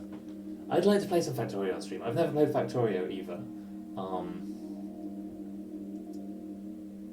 but it's definitely on the list.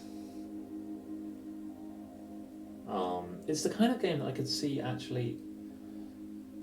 So I make no allusions to playing games for research, but often games I play feedback into my research, because they're often a really good way of framing a thought around a narrative and getting you to have to explore it, and I could definitely see Factorio being one of them. I'm going to end the stream there, guys. Thank you so much for joining me. I hope you guys have a lovely evening. I've got to go cook a very late dinner. And I'll see you next time.